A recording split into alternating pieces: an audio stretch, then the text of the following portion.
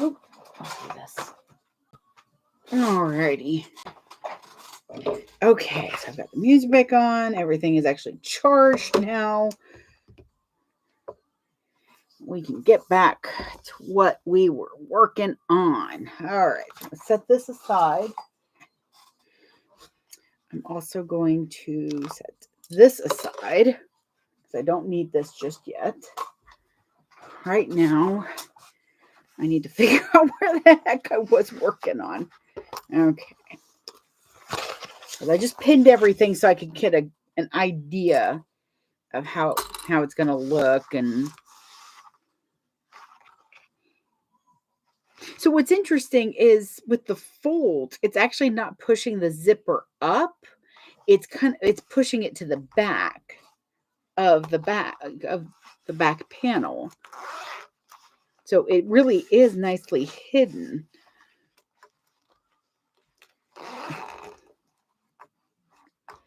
Okay. Alrighty, so she said it's optional. If you want, you can top stitch these. I think leaving it untop stitched gives it more of a folded or an origami look. So I'm going to keep it like that.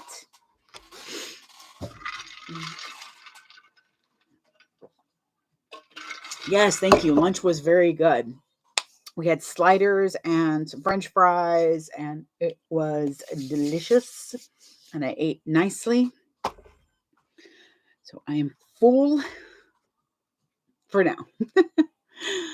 All right, let's see. So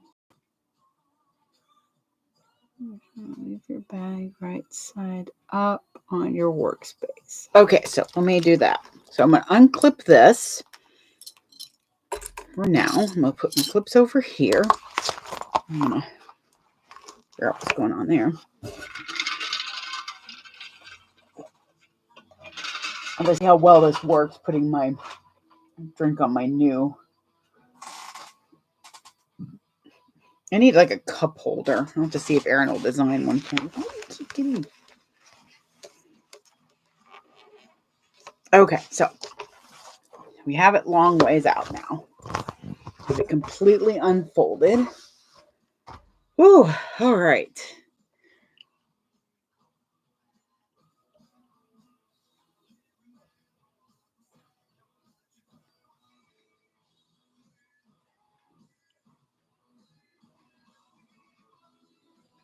Okay, so it's all right side up.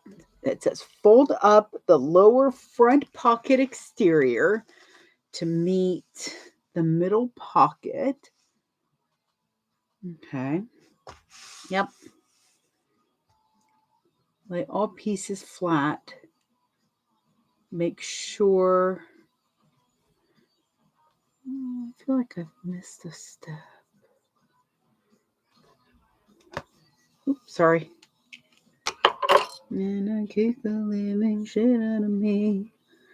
Mom is going off and there's a cigarette still burning. Be one. Okay, so no, we haven't done the darts yet. I guess she figures it's easier to do the darts after all of the crunching together. So let's see how that works. Okay, so fold up lower pocket exterior to meet the middle pocket exterior, right sides together. Lay all pieces flat. Make sure the lining pieces are all laying in their natural down and flat positions. Okay, so let me do that. Everybody sitting pretty? Everybody is sitting pretty. Okay. Next, retrieve a small ruler, a marking pen, and 2 sets of rivets. I'm going to need that, and I'm going to need, of course, a weigh.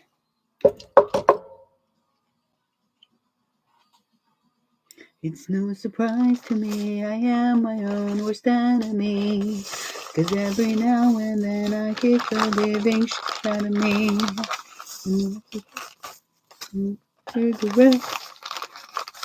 I didn't mean to call you that. Okay, so I got half a set. Caps. 1, 2. If I had some of my random bronze ones, which I thought I still had some of those. Oh, I do. Yes. Okay. So instead of black on the inside where I'm not going to be able to see those rivets, I'm going to use these bronze ones because I don't really use antique brass, whatever color this or finish this is called. Or I could just throw that on the ground. That works too. Oh, hey, it actually, come here. So yeah, I don't use this finish. So I do use it if I'm using gold and there's a way that it's going to look nice. I do use it inside for slip pockets sometimes. If I don't think you're going to really be able to see, like there's not going to be enough light when you open the bag to use them, to see them. But I end up with these sometimes just like out of sets that I buy in bulk. So I use them for that. So I've got 2 sets. All right, so I've got a ruler, a marking pin, and 2 sets of rivets, plus a way to, hang on, I need to, might as well push those out. Okay, there we go. Get those. All right, so now we are on page 37. So if you're following along, we're on page 37. I don't know what that is, but that's fine. Okay. So it says align your ruler with the stabilizer.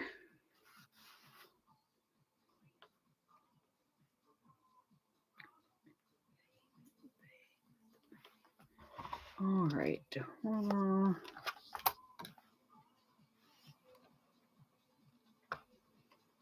Okay, yeah, because it's going to fold down here.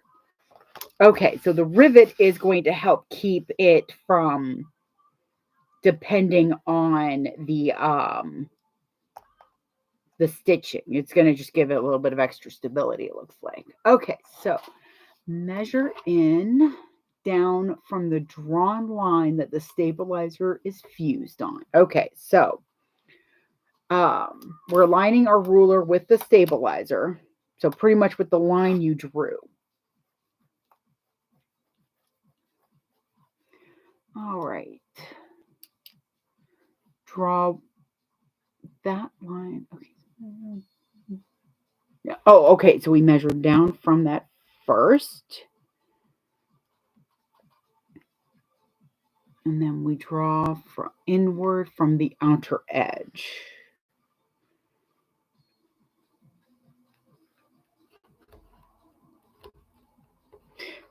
There we go.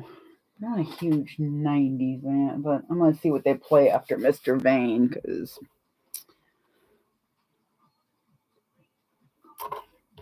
okay, and then I need to do that on the other side, probably. Just follow the instructions. Follow the instructions first. Okay, so I've drawn my line. I just need to make sure that that is marked. There we go. Okay, so I drew my line over, and then I marked it so that I've got a little cross. See?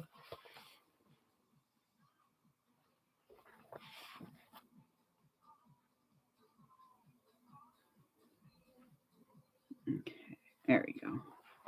Y'all kind of have the same view. Okay. Okay, so right here. It says, ensure all layers are laying flat and clip. All right, so we are laying flat. I'm actually going to use these, though, so that I can clip it nicely on both sides. Because I'm Mr. Vane.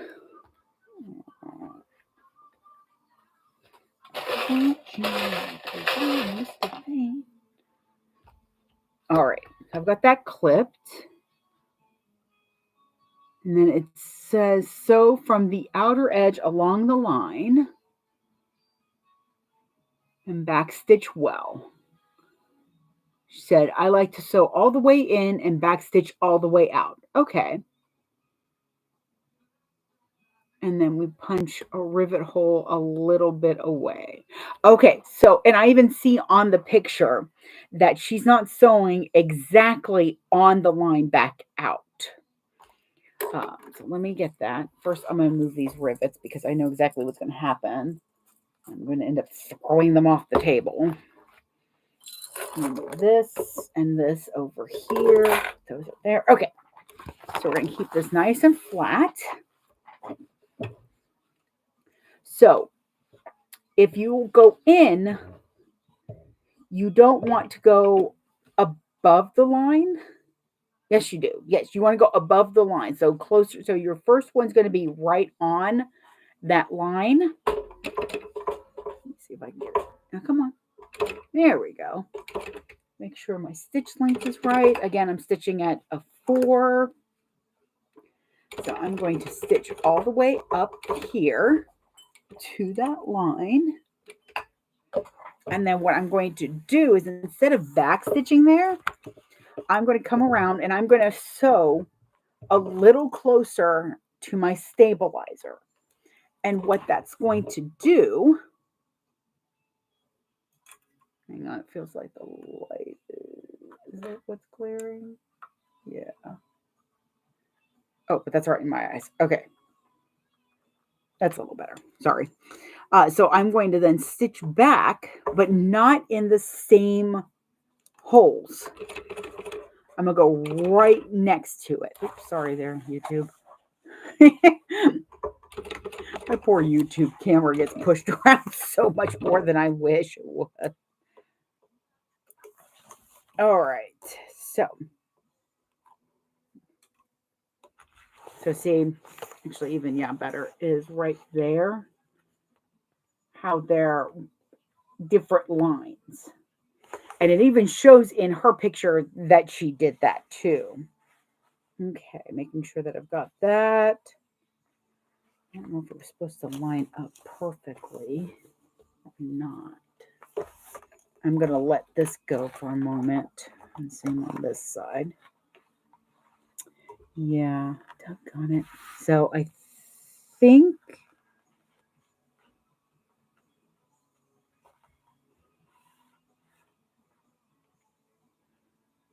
need to see. No, that's right. There's a little bump out there. Okay. I think.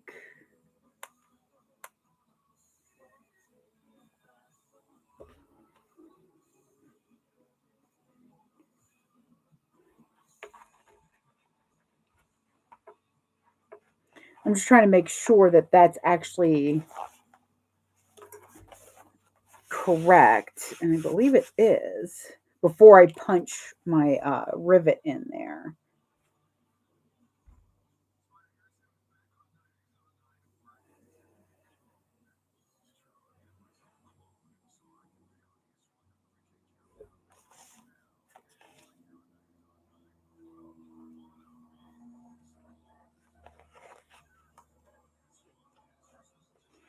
Okay. Is that? Yeah, because I don't really think that my seam allowance is going to affect this. Okay. So let me do that.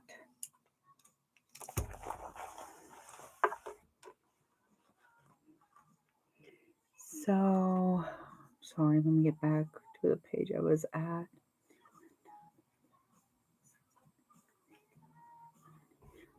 I'm also using the pictures as reference to see where I'm supposed to put the, so yes, right, kind of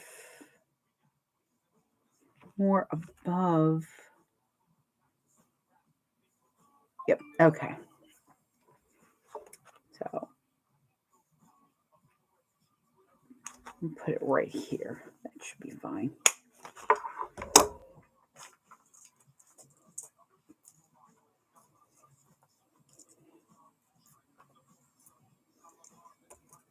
All right.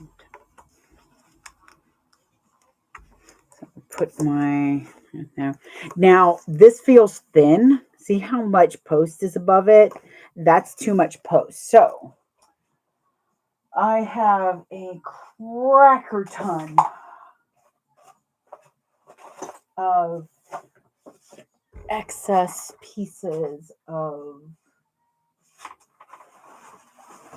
I just gotta find it. I know it's around here somewhere. There it is. Yes. All right, so I have these wonderful scraps that I am going to, because if a rivet is not, doesn't have a cushion, it is going to eventually rip out if it's too loose. So I'm going to punch holes in a couple pieces of Peltex.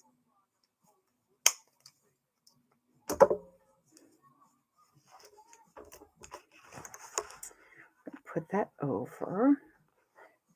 The rule of thumb is if you can just barely see it coming out, then that's good. And that should be fine. Because when you put your cap on, you should be able to look in the side and not see any of the post. That's a good rule of thumb for that. For rivets. Oh, sorry, this is heavy. Okay.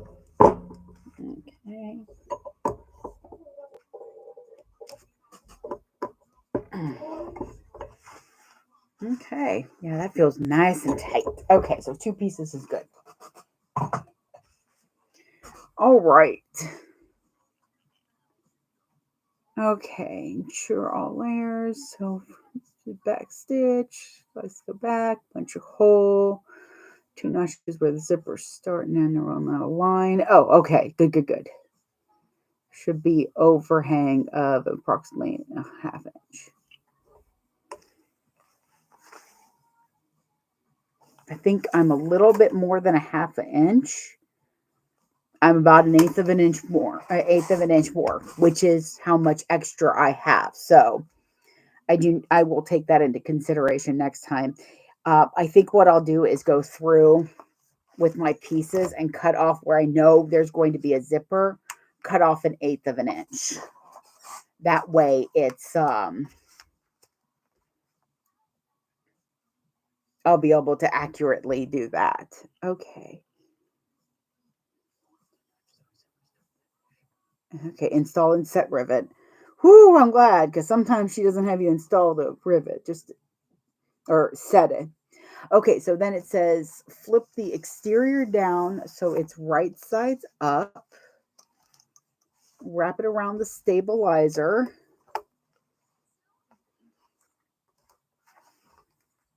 You should see a significant drop down to the recessed zipper. Yep.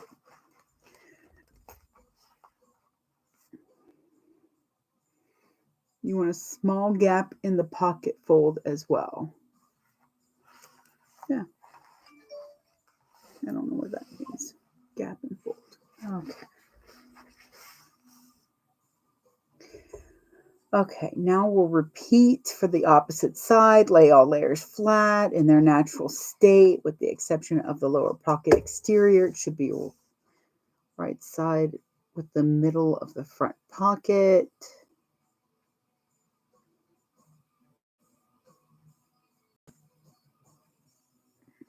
Draw the line, sew along the line, punch a rivet.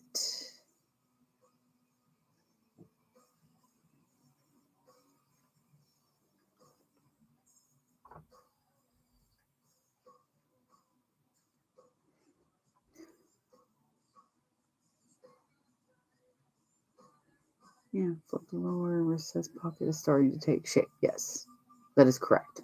Okay. Sorry, I'm kind of reading to make sure. I don't want to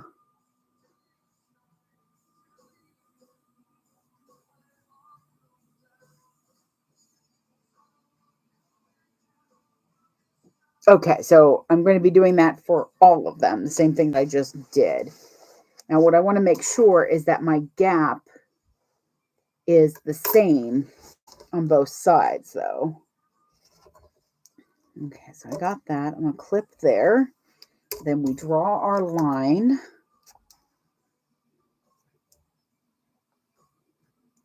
Here and there.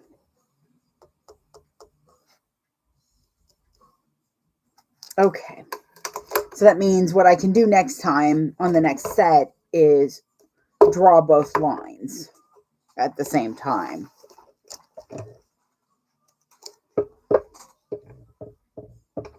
And again, I'm going to back stitch at the beginning, laying flat. Instead of back stitching there, I'm actually just going to do another line of stitching barely a 1/16 of an inch away from the original line, and then back stitch good at the beginning again, or end, I guess. Okay. So I got both threads. And then I will install the other, right above it.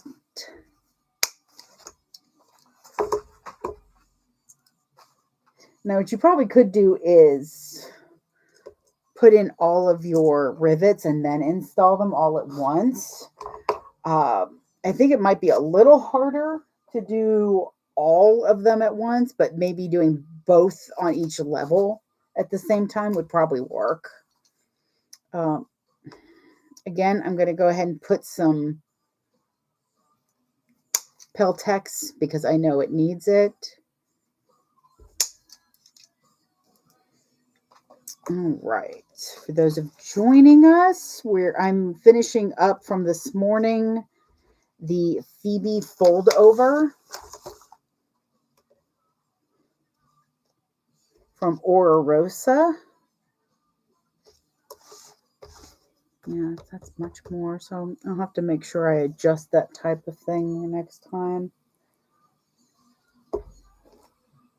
Because I will definitely be making another one of these. Because I have an idea for a horror one that I think would be really cool.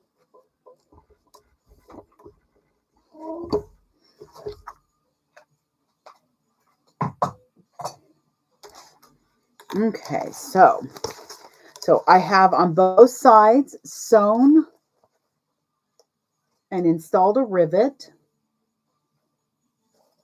right there. And when it's front ways, you can see the pocket. And because of that piece of stabilizer here, it's going to nicely puff out all the time, which is what's going to give the illusion that this is one piece instead of multiple pieces. And then the zipper, I hope I didn't. I thought for a moment I might have sewn my zipper pull into the seam, but the zipper's right there. And I chose these ones with the pull so that they're easy to grab with like a nail or something. See? You've got this little tiny pocket.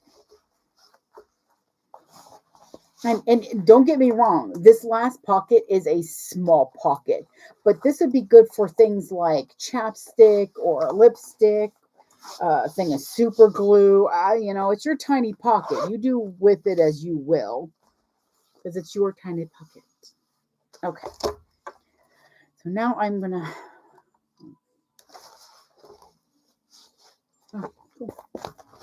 Okay, so we're going to do that again. We've got everything laying down. What we're going to do now is we're going to take all of this, the bottom and the middle, and the bottom's pocket lining. We're going to move that up. I'm actually going to move my zipper out of the way here, so just in case, because it's got that ring, and I'll tell you, I have unfortunately sewn that. into a seam. Okay, so you can see. There we go. It's a little better. Drink. There we go.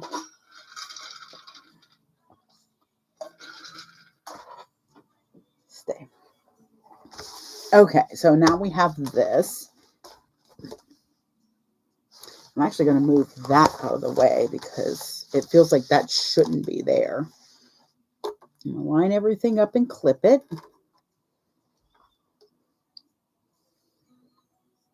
Come on. Oh, my Lord. Okay, so that side's clipped. It too.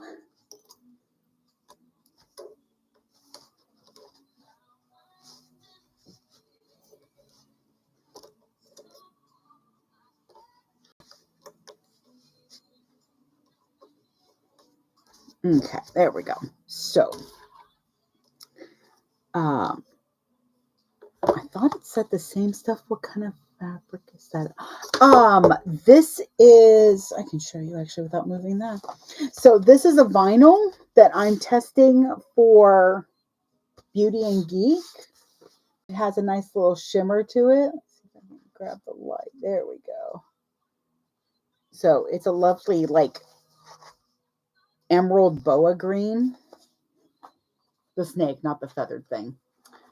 And then this is from Impish Geek Designs. And they're both vinyl. For this bag, I'm going to highly recommend a drapey vinyl, because if you try to beef up a fabric to make it work, I think what's going to end up happening is you're going to take away the folded but not folded act that the bag is doing. I mean, you probably could do fabric and just do a really thick waterproof canvas or something inside. Oh, what did you think it was? Because I will say it feels a little like suede almost. Like it has more of a suede feeling.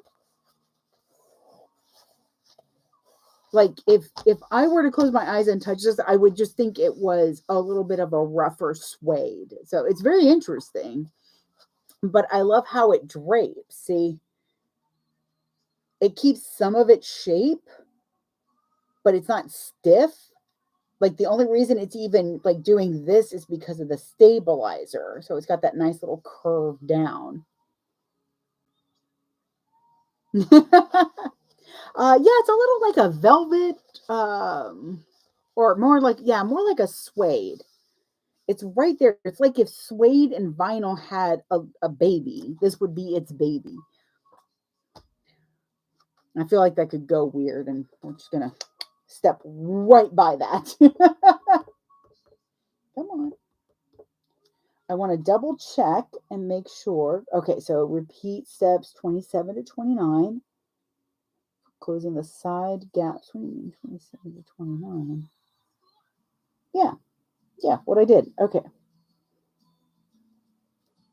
Once again, lay the bag right side up, flip the pockets and the upper front. Follow the same logic as the previous steps. Lay all layers flat in their natural positions. Check for the overhang. Okay.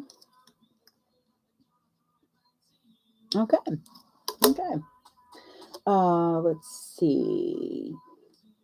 Draw the line, sew the line, install the rivet, check the gate before doing the same on the opposite sides. The method does not need to be repeated. Okay, so the method does not need to be repeated for the upper pocket. So we're only doing this once more. Okay. Glad I double checked that. Ooh, that would have been bad. Alrighty. Because I've been like, why is this not working? All right.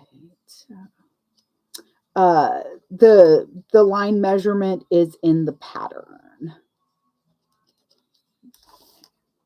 And all the lights that lead us there are blinding.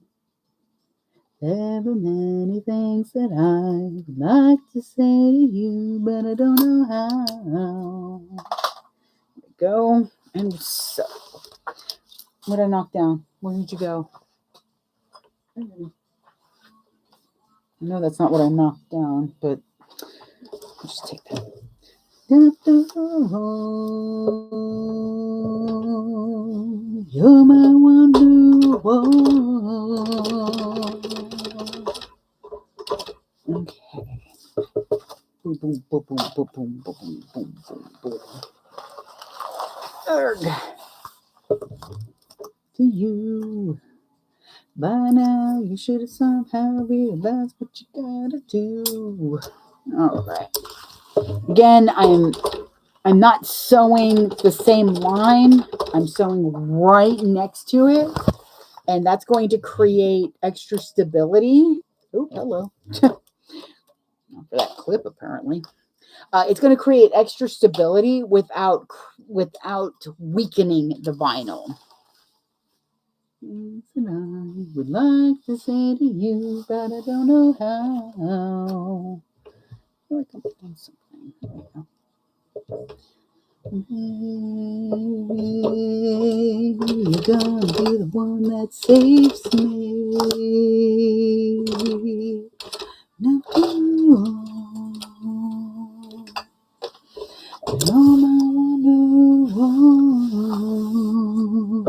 you want to make sure your extra line, though, is closer to your strip of stabilizer. And she has you measuring off of your stabilizer, but I definitely recommend making sure that your lines are marked the best to, like that's what you want to pay attention to. If your stabilizer isn't quite there, then you at least have the lines to work with. Ooh, back is hurting. Okay. Oh, stop. It is too stinking pretty. Look at that. I'm making this. Oh my God. Alexis, you magical fairy. She is a goddess. I love her. And every time she's like, "Oh, I've got a new pattern coming out soon," I curse her name because I know I'm going to buy it. Whether I make it ever is a whole nother matter. And the pattern is still on sale. And the only reason I didn't just wait for it to go off sale like I usually do is because I really wanted it. I wanted it now. I wanted it so badly. Those are black. Here we go. Again, I'm using these other rivets. If you have rivets that are not pretty, or if you find the rivets that are not double capped, it's not a bad idea to have those. And when I say they're not double capped, it just means that there's the cap, but this side doesn't have this cap part. It has a hole. Those are perfect for connector installation, where you're not going to see the other side of the connector of the rivet. They're usually they're usually a little less too. And when you make bags, especially the sew, you try to look at those costs. Really, just drop this whole thing. Oh my God, I'm so glad it didn't go everywhere. Get in there. Okay, and I'm going to cut. Where'd my scissors go? There they are. Another. Okay.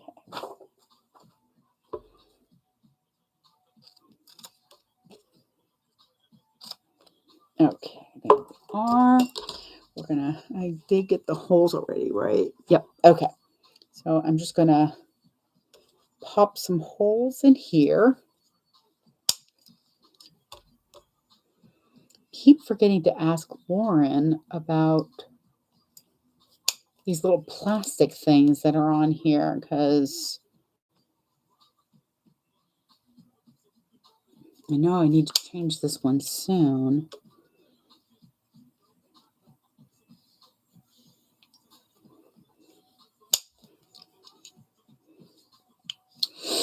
Okay, so I'm, there it is. I'm putting 2 pieces of Peltex.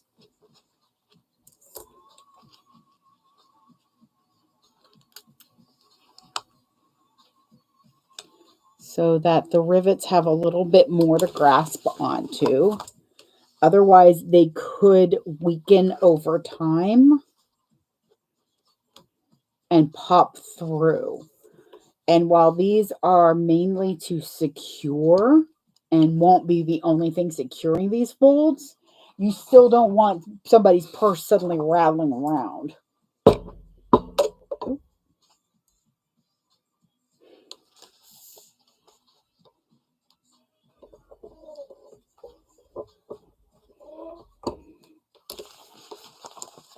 Okay.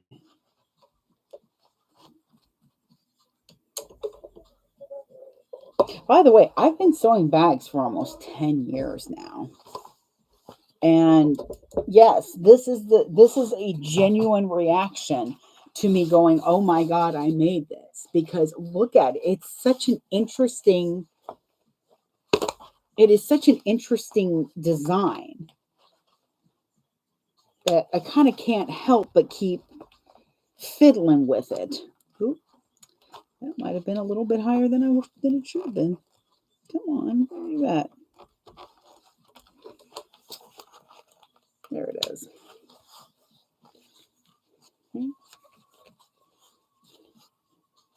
Look at that. I love it. I love these little folds. I will always be excited the first time I make a bag. That's a new pattern for me. Always. Just a little bit. There we go. And yes, I do think that the incorrect seam allowance on the zipper is going to force me to adjust a little bit for this and be accepting of some of how the placement is. But I'm okay with that. I don't think it's going to ruin the bag, but it will be something where on these pieces, anywhere that's connected to a zipper, I will be cutting off 1/8 of an inch. And that will help with that issue. For now, I think it looks amazing so far, and I am nothing but happy. Come on. There you go. My old iPad. There we go. Okay. Okay, so method does not need to be repeated for the upper zipper pocket, so we're good there. Retrieve 2 clips in your front piece you've been working with. Okay. Align the edge of the darts. And then we're doing 3/8 of an inch and then trimming it. Okay. And then it looks like we're basting the sides. Most likely it's going to be best to go from the bottom to the top. Okay, let me get a couple clips. Okay, what I'm going to do.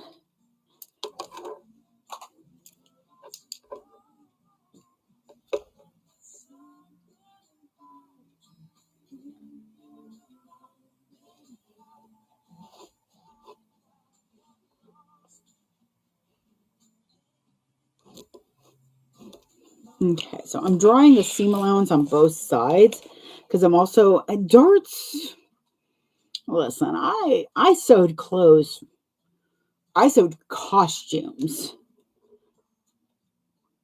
for probably longer than I should have, to be honest. And darts still confound me a little bit. I don't know why, but I just always second guess myself with darts. And I know everybody has that one thing where they're like, how do I sew this? Like, I know I already marked this wrong. Yeah.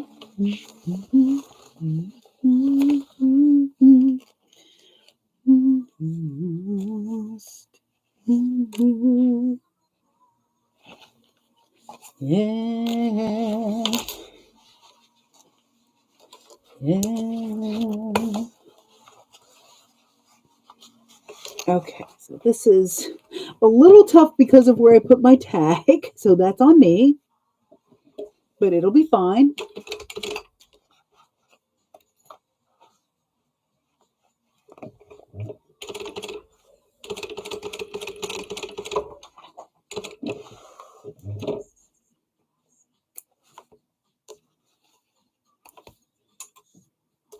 And then the other side will be a lot easier.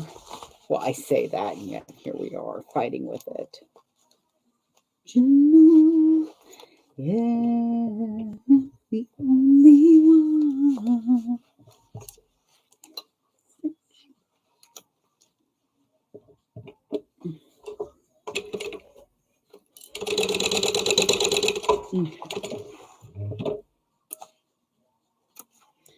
All right, these darts are not the best. And that is because, again, sometimes darts confound me. I don't know what it is. I really don't. But I'm going to trim these down. Or you could just throw those on the floor. That works too. Okay, there we go. Yeah, see, there we are. I always get it. It's just for some reason, I think I overthink it. Okay, so now we're going to put this nice and flat. And we're going to make sure that we have everything where it needs to be.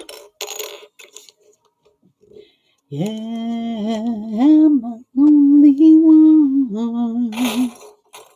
And I think you am I everything you need? You better rock your body right. Okay. Like I said, I'm going to have to make some adjustments because I did not do the correct seam allowance on the zipper.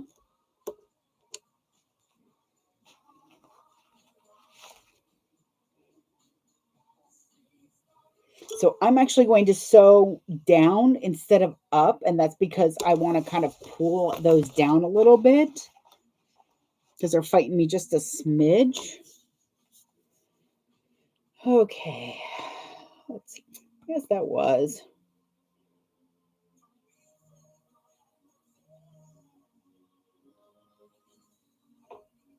Okay, there should, let's do that. There we go.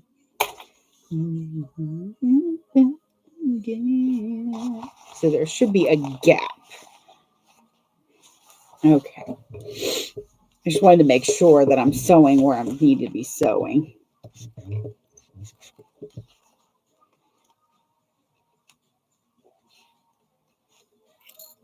Oh, that's a good idea. Where are you at? I'm going to get my screwdriver. You see okay there? All right. So I'm going to start back a little bit so that I can make sure that my threads are locked in and not nesting.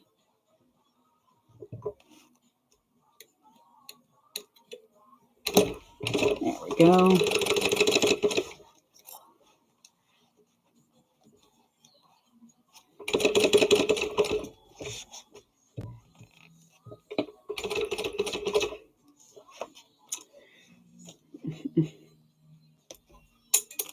Madre de Dios, go over there for a moment, please. Okay. All righty. Stay.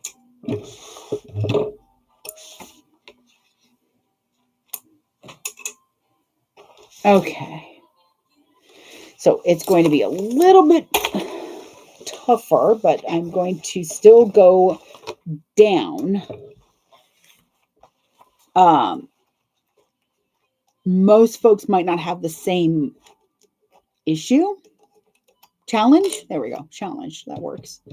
As I am with getting this to sit exactly where I need it to be.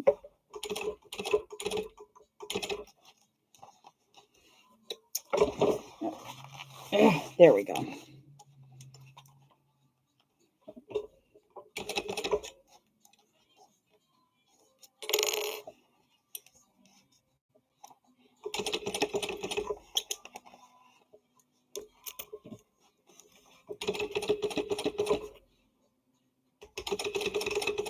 Okay, I think that did it.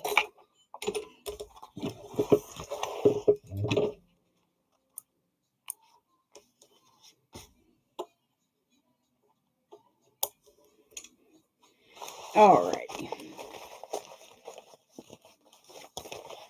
Okay, so now we have that pocket there, and this pocket here. I'm going to slide my zippers into the middle just so that they're not in the way. So we've got that. That still looks fantastic. I'm still over the moon with this. All right, once you're happy with the folds, base the sides, secure in place. And then she has, of course, this wonderful message. It's looking great. Remember, this is intended to be a slouchier, softer bag. It's not supposed to be super structured. Now onto the lining. So we are going to set this aside. Right there. All right, so we're going to retrieve pack 5, which is the main lining. So our main lining pieces, that's these, both cut at the same. Really, we're going to do the lining now? Okay, no, trust the process. I'm going to take a drink first. Okay, so we need our lining and our slip pocket stuff, plus rivets, which in this case I am going to use black for the inside, but I'm going to actually use black, not that dark bronze. So stay there. All right, and a sew-in tag. We are definitely going to pick a sew-in tag. Here we go. Whoop. I don't know what I just threw down there. I think, unfortunately, it was my zipper thing. Stay. All righty, here we go. So, this is what I would call a perky goth bag. So, let's stand out. Hot.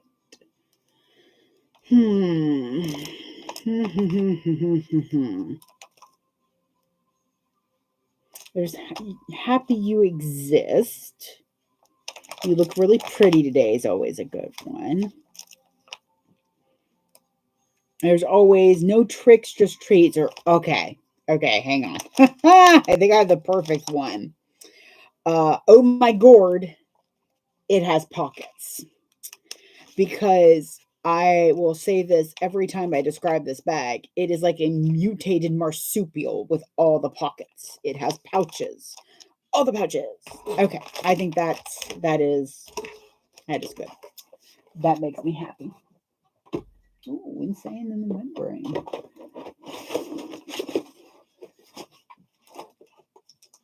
In there. Aside for the moment. Okay, so I'm actually going to do a slip pocket though differently. Okay. It's not.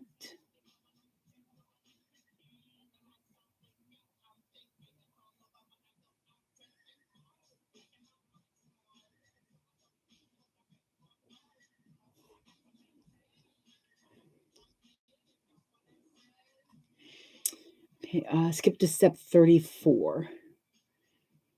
Okay, here we go. Because I'm not doing any type of sew-in tag, I don't have to worry about that right now. Now, I'm on page 42, which is where the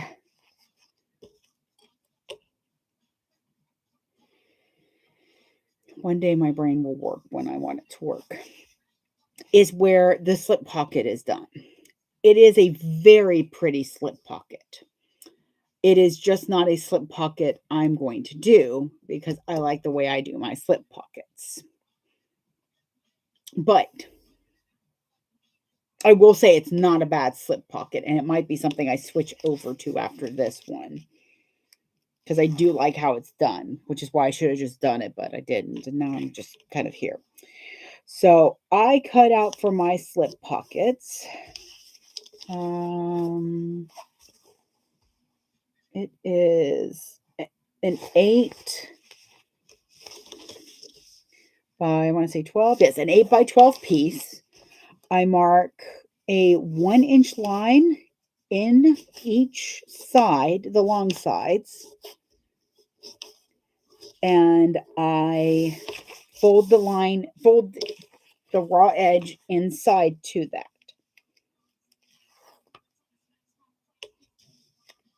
Press down.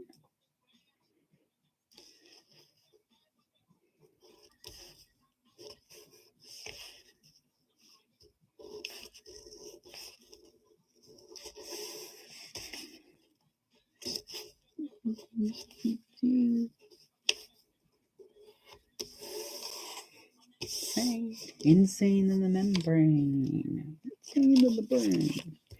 Okay. Shoot. Usually I glue this, but I forgot to do that. So I'm just gonna use a piece of tape. No brain.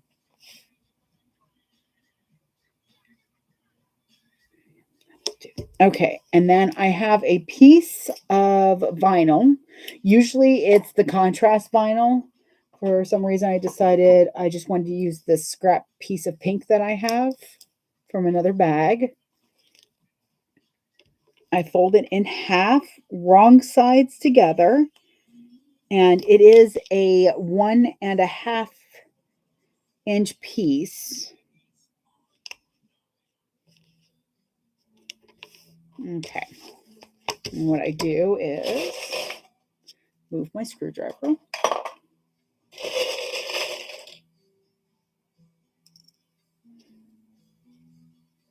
No, they don't. They do not. And I even had somebody go, listen, get a few rolls. I didn't know that a few meant you might as well just ship a pound of it to me. So I definitely feel you on that. And I tried to get by without it. I'm like, I don't need no double-sided tape. It's fine. No. You honestly can get by. But why make your life harder? There's just no reason for it. Now, normally I do glue these pieces together at the table when I'm cutting it. And that's so that's so I don't have to use double-sided tape. But I forgot apparently. I was just like in a daze cutting this. Hey Mandy. Yeah, there's nothing like I'm actually using it in this on both the lining and the exterior when installing the zippers because of how they're installed. It's just mm-mm. So I have right sides together. I've got my piece of vinyl here folded in half, and I'm going to do a 1/4 inch seam allowance. Move that because it's in the way. Almost sewed over a hair clip again. Okay. So let's do this.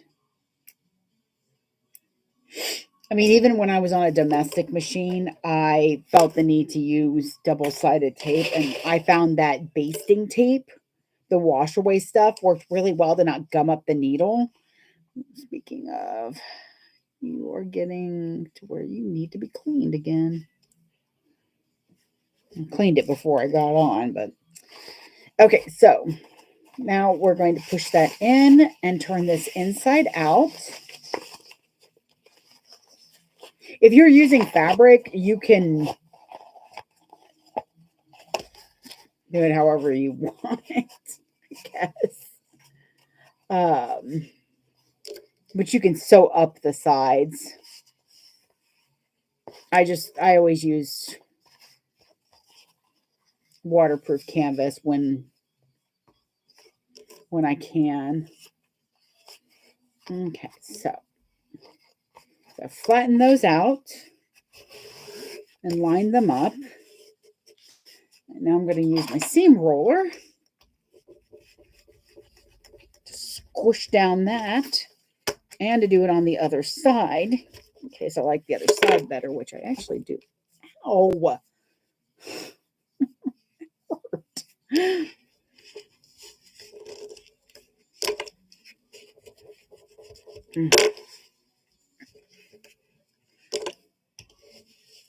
now we have an enclosed piece of that, and this is where we're going to put the rivets.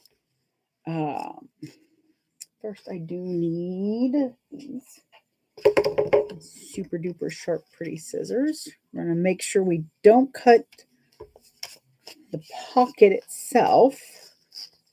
Do try to make sure that this is even, but when I cut it, but sometimes I overcut it no matter what. Okay, I like this side better, so I'm going to top stitch along the waterproof canvas, not the vinyl.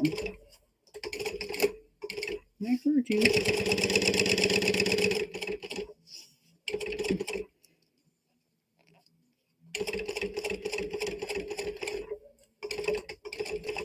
Okay.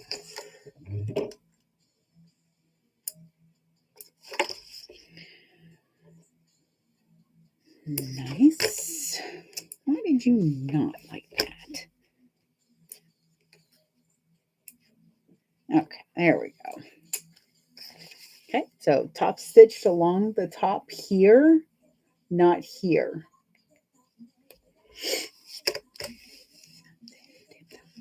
Now I'm going to take my, oh my gourd, it has pockets.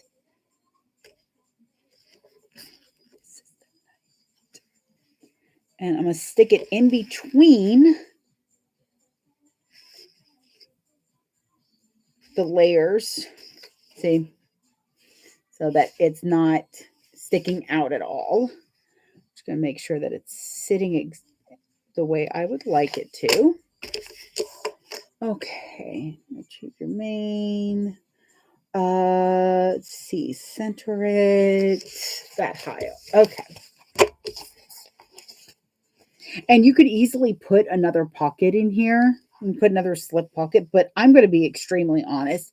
It already has 4 pockets outside of it. 4 pockets. This is just because you're like, oh, well, I guess I should put something inside. It just cracks me up because it seems like almost the most unnecessary pocket.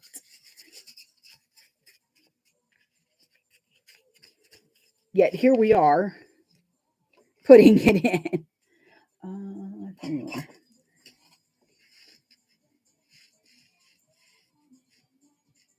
Okay, there we go. Okay, I'm actually going to go just a smidge because I think my pocket's a little higher than the one that she has in here. Again, nothing wrong with the one that Alexis put in here. In fact, I'm kind of mad at myself for not doing that one. I don't know why I didn't. It's, you know.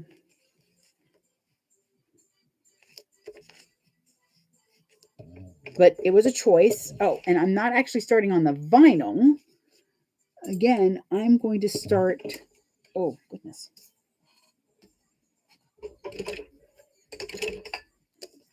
Back stitch, but I'm starting on the waterproof canvas right where my top stitching ended. Okay, I'm going to move that clip. Make sure that the pocket's still sitting where I want it. I want to make sure that my tag still looks good.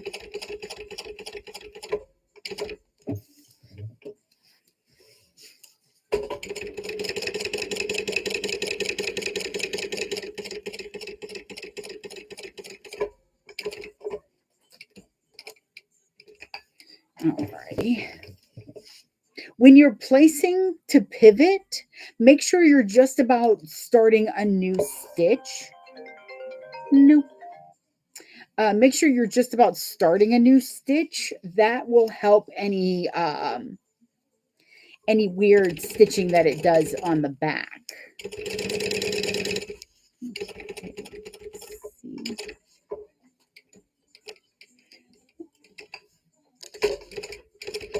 Okay.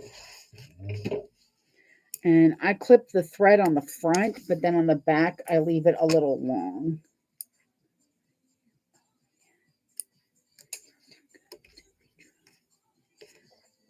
Alrighty. So, there we go. And now what we're going to do, to make a purse with 4 exterior pockets. And wow, that is all the pockets. Which bag is that, little nerds? Because I would definitely like to know. I'm obsessed with pockets too.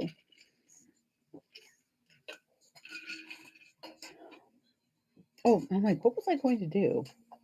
I was going to find my clippers. So now I'm going to put a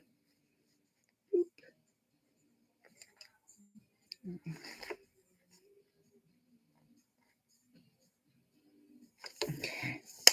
I'm going to put a rivet.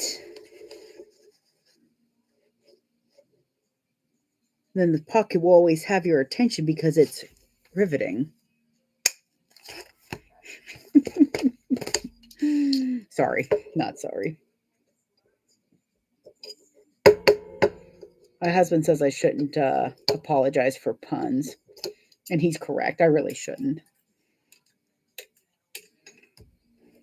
Puns harm no one and make me laugh. So, all right, where are you at here? See, somebody laughed. Oh, there's just something about rivets that always make me want to do a pun. I don't know, man. One time my nephew ran up to me. He's like, knock, knock. And I'm like, you know me, I'm my nephew. I love my nephew. I'm going to definitely pocket genie. I'm going to have to look that one up. So he's like, knock, knock. And I'm like, who's there?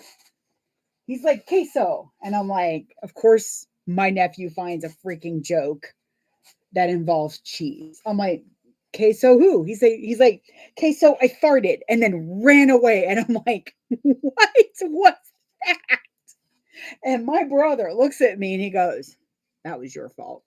I'm like, what do you mean that was my fault? He's like, that was your fault. You teach him these things. I'm like, okay, well, I'd love to take credit for that one, but that really was not on me.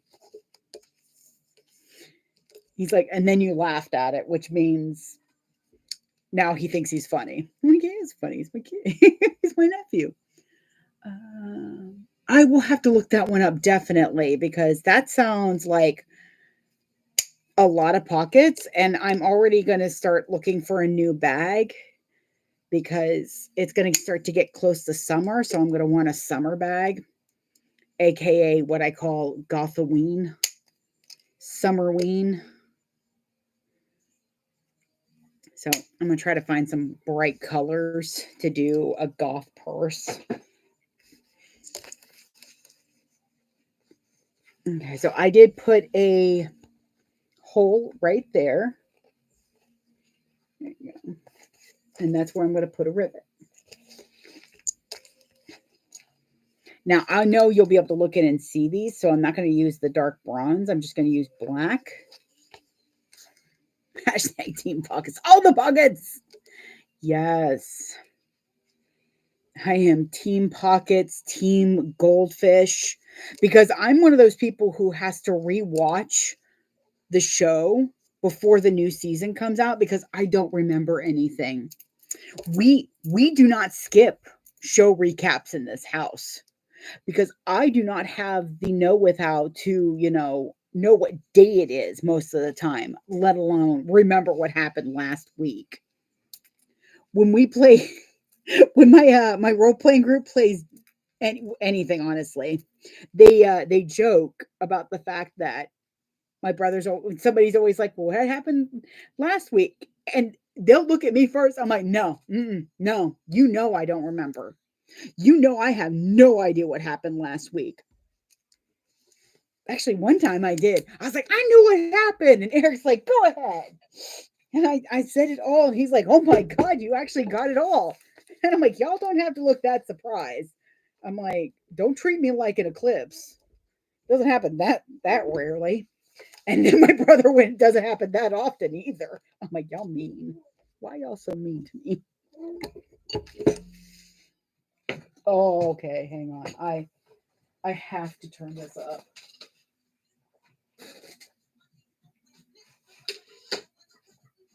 Wicked, wicked. One of my favorite salt and pepper songs.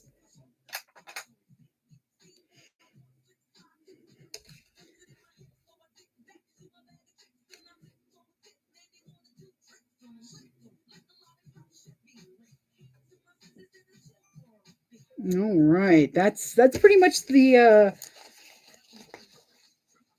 shoo-ba-doo, shoo-ba-doo-ba, shoo-ba-doo-ba-doo-ba-doo.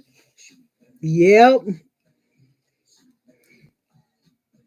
Whenever I'm on lives with y'all, I have to have the 90s on. Apparently, it's the only stuff that they play a good eclecticness for me. Not gonna hang. What's up with that thing? No, it doesn't hang.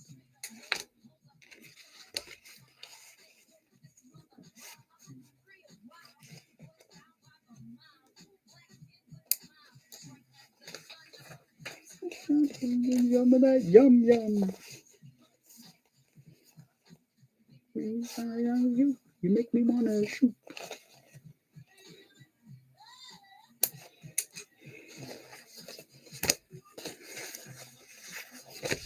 All right, so that's our insides. Now I used to make the pocket a little bit thinner, but my problem definitely is that I don't have small hands and I could not get my hand in without raccooning. Oh god, it hurts now that everything I listen to is an oldie. To be fair, I had a friend who thought music education was extremely important, so I was already listening to like 50s and 60s stuff.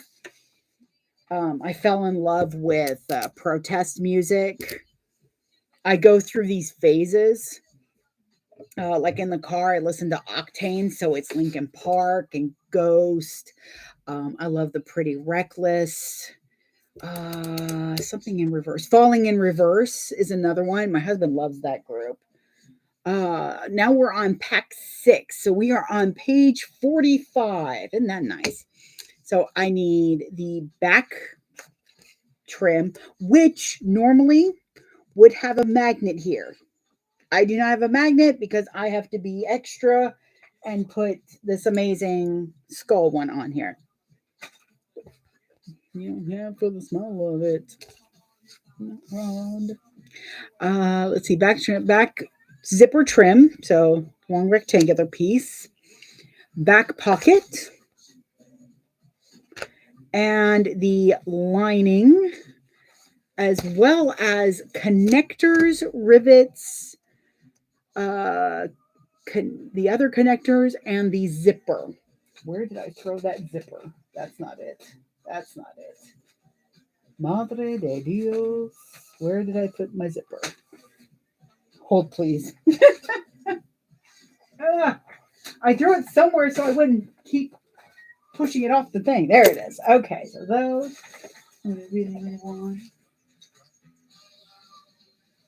I like the 80s station on Sirius because every once in a while they have Teddy Ruxpin ask a question of Teddy Ruxpin. It makes me laugh. Oh god, I know. Oh, I'm an 80s baby. We got some Celine. Like this is just the weirdest station because we just heard Salt and Pepper and now we got Celine Dion. A few minutes ago was Metallica. Like it just plays anything that was during the 90s. Yes, Teddy Ruxpin. Like every once in a while you'll hear this kid voice go, "Hey Teddy, what do you think about this warm weather?" And Teddy will go, "Well, it's not too bad if you could take off your fur coat." I shouldn't laugh so much about it, but it makes me happy. I love that dumb bear. Silly old bear. Okay. Oh. It really is one of my favorite things. Now, the thing is that you have to be in the mood for all the 80s because what people don't quite get is that what a lot of people love in that they call 90s music is stuff that they really love from 95 and older because we were still kind of in that sync pop phase from the 80s until about 93, 94, and then grunge snuck in, and so did, some really good rap and a lot of other things. Which way do I want this? I think I decided that way. Yes, this way. I'm marking my centers real quick because I want to make sure that I remember which way I want this zipper to go on here.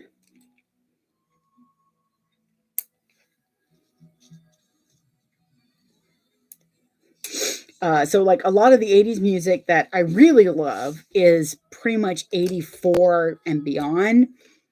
And then anything before that still has that disco feel. Oh yeah, new metal. Like all of a sudden we're like, what is this? What is this? Why does this make me want to move my head? That's not what I wanted. This is what I wanted. Oh, hey, I even got my cutlass here so I know how long to bake these. 3.5. Okay. So I'm using webbing for my connectors instead of vinyl. Just give it that little extra zhuzh on the back. Oh, my back is fighting me a little today. With the hubby closing after I finish this, I might go play a little Diablo. Oh, I think Diablo 3 has the update, which means I really should go update it because it always takes forever.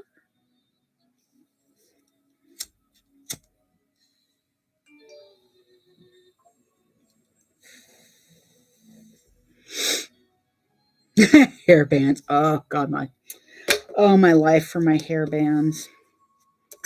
Okay. So, now I'm also using these fancy hardware things. See, so I played Diablo 1. Oof, Diablo 1. And then I played Diablo 2. My brother grounded me from Diablo 2 because I was sitting there playing it one day and I went and something dropped. I was like, ooh, a ring. And he looked over and he's like, how'd you know it's a ring? I'm like, the noise it made? He's like, you were grounded from that game for at least a couple of days. I'm like, what? Let me see. I do not remember. Where I got this from. So the usual suspects for something like this would be, because I got a turn lock with it. It would either be Nightmare Before Stitches or Zorel. But I don't think it was Zorel, and I'm not sure about Nightmare Before Stitches. I can see, because I know I got it in a pre-order, so it could be Zorel. Back when pre-orders were not taking a year and a half to get. Alrighty.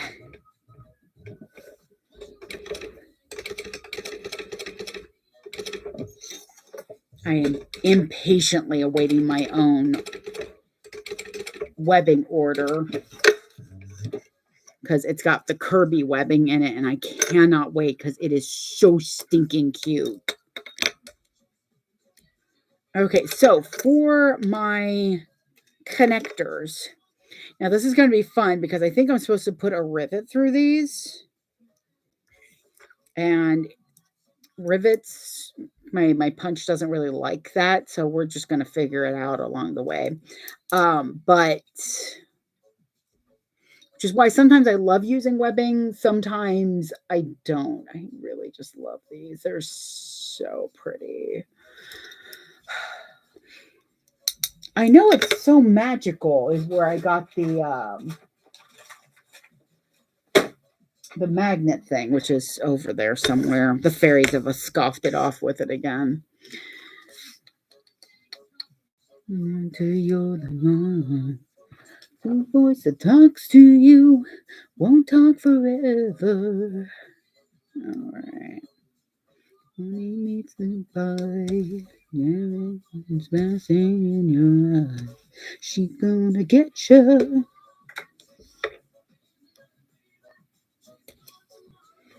All right. Come here, you.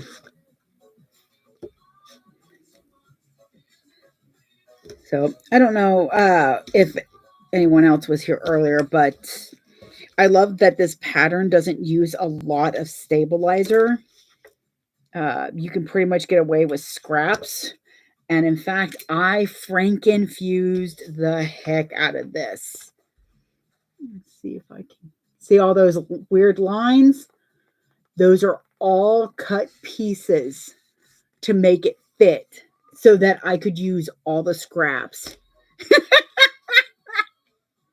I did say Kirby webbing, and it's my own design too. It's kind of like chalk drawing Kirby's. And it's so cute. So I just ordered it. Usually takes about 2 weeks for production because I order a couple hundred yards of it. Usually 200 yards. And the carpet webbing will be with that one too. I also have one other thing that I think everybody's going to be happy about. But so about 2 weeks, and then shipping by air is just it's just rude, the cost of air shipping. So I am going by sea, so it's going to take about a month. Oh, I was like, no, I am not getting out that whole roll of Decoville Light just to do this one piece. I will make this work. I have a baggie, and when I say baggie, I mean a baggie full of these scraps. I refuse to not use them. Oh, it's crazy. Let's see. Okay, so I think I've got everything set up.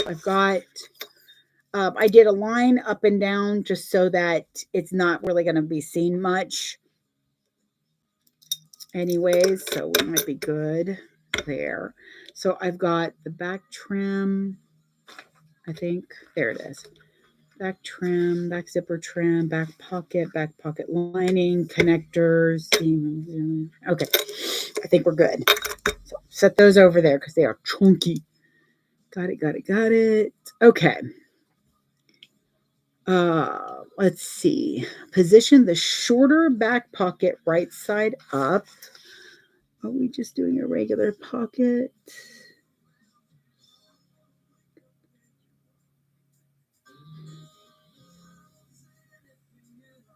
Okay.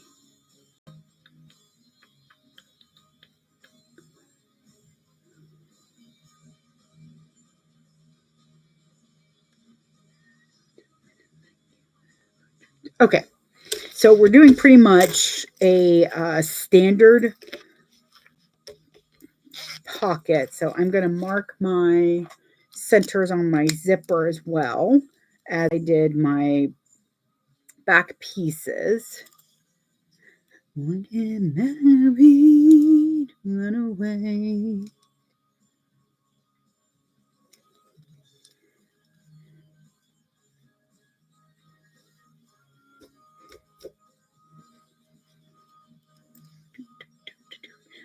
And I'll do anything you ever dreamed to be complete.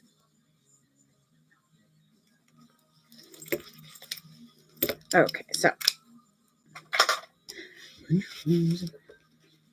Ow. Okay, dokie. So I'm going to place my zipper down. I've got some tape on here to help.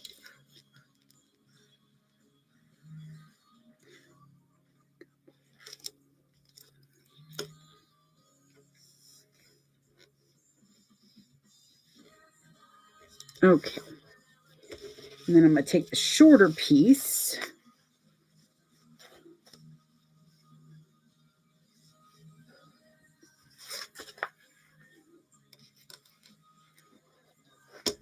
Mark my center on that so if I can place it properly. I thought I did.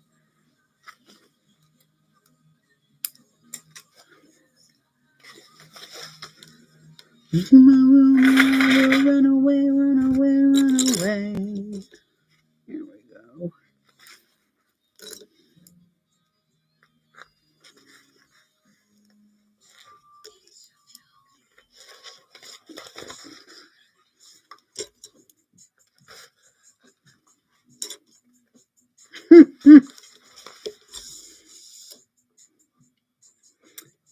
All right. Now, what she has you do is baste. Because, yeah, that's just going to go together, right? Yeah. Okay, so she has you baste your zipper onto your lining and then sew it onto here. I'm just going to sew them together because it's just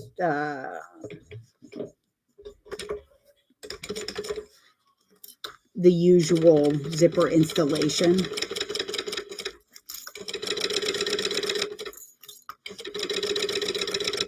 Now, the way she had you do it on the front zippers, I would definitely still do that the way we did it.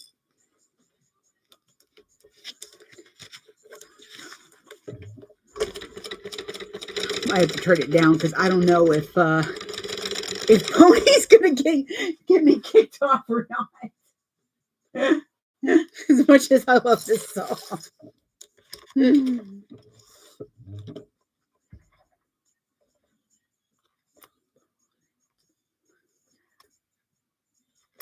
Okay, here we go.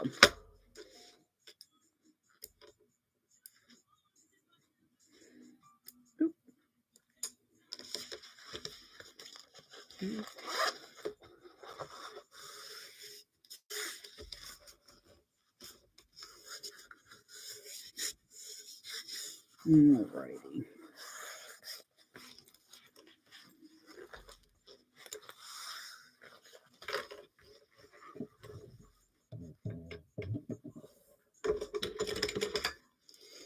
Okay, and then we're going to top stitch those down.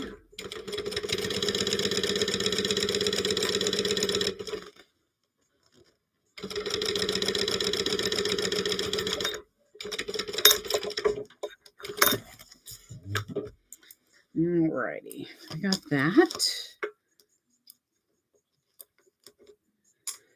Okay, so see my bobbin thread's starting to kind of curl, which means I know I'm getting close to the end of that bobbin, so I'm going to want to keep an eye on that. Okay, all right.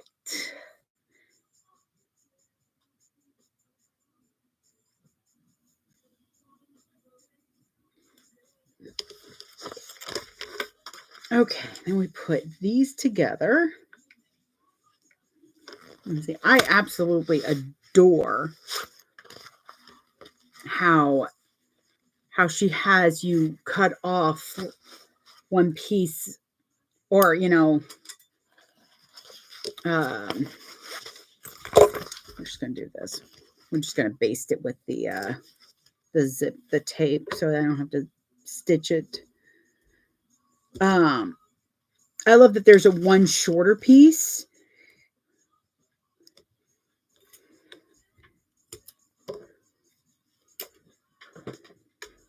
I feel like it doesn't waste material. Come on. All right, so I'm going to attach matching my centers first. And then I'm going to match up that curve that's over here on the end so that that matches up nicely. Then I'm going to secure it the same on the other side. By doing this, by having those three places, see how there's that little bit of wave here? We're going to ease that so that it's not stretched, but so those bumps aren't there either. And what this will do is this should help to create a non-wavy zipper. Because what could happen with some zipper tape, it can be a pain in my butt. There we go.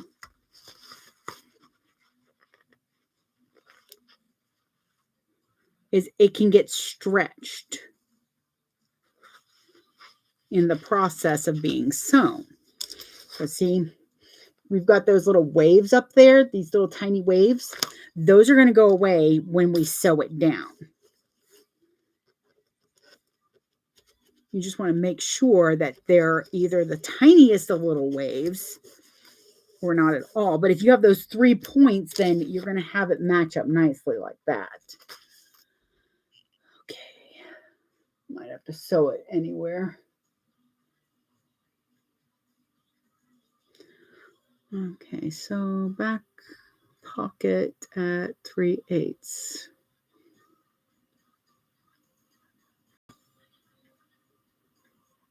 Oh, I already did that part. Here we go. Okay, taller pocket, align, clip, based at 1/8, clip lining,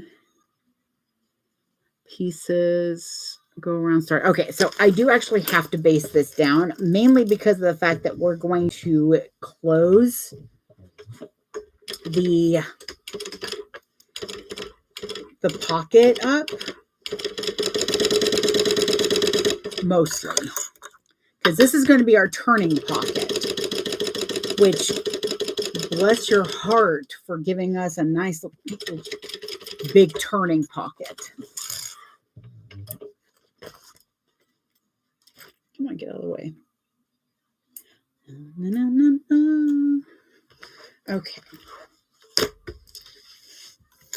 It's just going to be easier with it basted in to get this to work properly with me.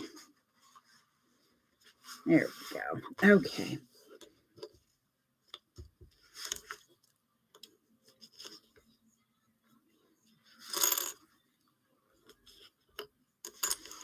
Now, because we have a nice flat bottom, what we can do is fold this up.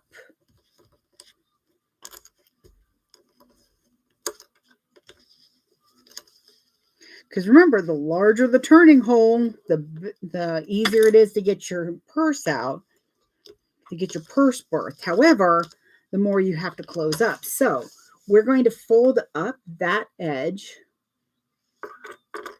Oh, hi, Joy. Hello.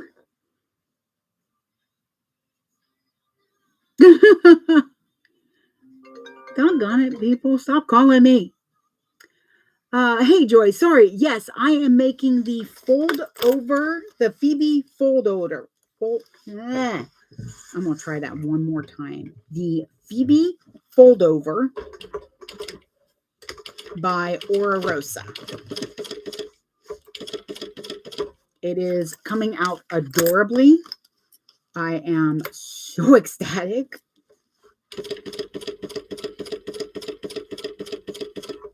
And so when I come to this folded over part, I'm just going to sew right over it.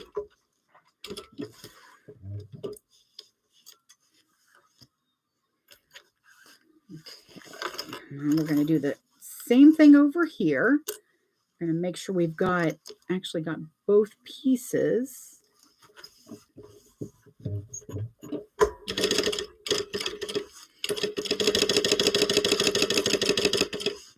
You want to make sure that no matter how you leave that opening, that you backstitch well at it, because remember, that's where we're going to be turning the bag. Do listen to me whine about nothing and everything all at once. Here we go. So now we're going to trim this down. Oop.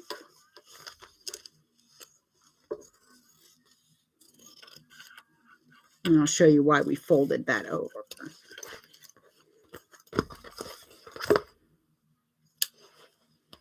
And I'm trimming it down about halfway through. A little over 1/8 is what's being left.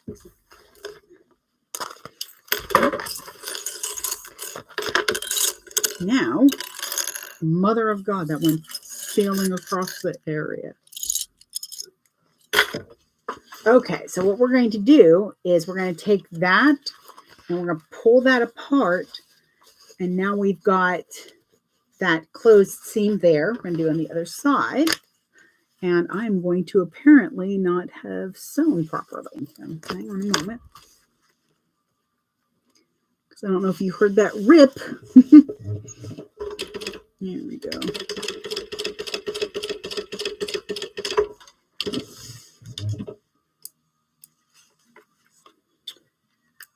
That just means I sewed too close to a seam and then cut wrong. Okay, try that again. Okay, and then what you'll be able to do is when we close up the hole is this will automatically, see, put a nice lining there. And I'm actually going to go ahead and fold that. It'll make it a lot easier to top stitch this hole closed. And it'll have a nice clean line, see. All right, so that part's done. Do not sew through exterior. We did not sew through the exterior. Good job on that. All right, so trim back pocket. Do not trim bottom turn hole. We're not trimming ours because we folded it. Turn over the back pocket so it's right side up. Retrieve the back zipper trim. Clip it right sides together with the top edge of the zipper. It will be a tad short. That is okay. Center it. Anytime you have kind of that curve, it's not going to meet all the way to the end. So that's another reason to clip your centers.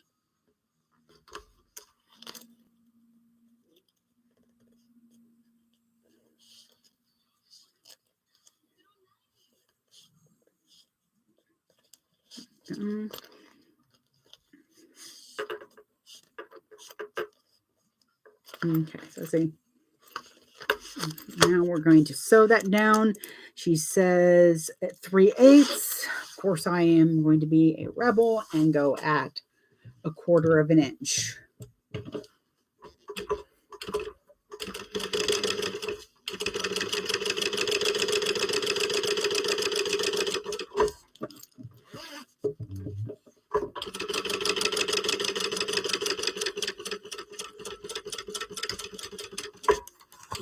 Alrighty.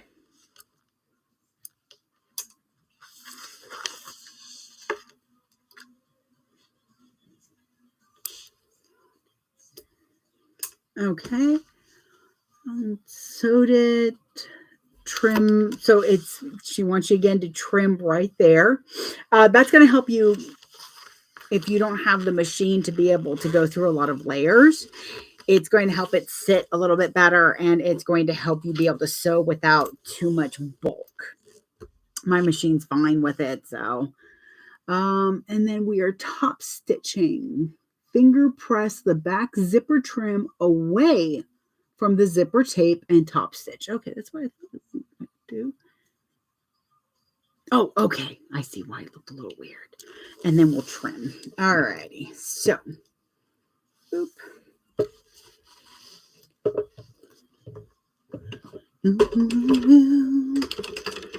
Okay, so we're just going to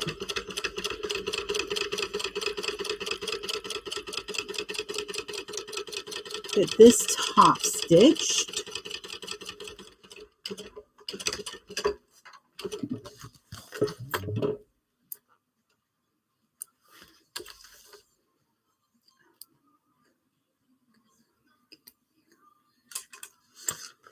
Ta-da! Okay, so now we need to trim our zipper tab. The thread pink red. Oh, it's a hot pink. So it's going to come off a little bit red because of the other pinks and the blue.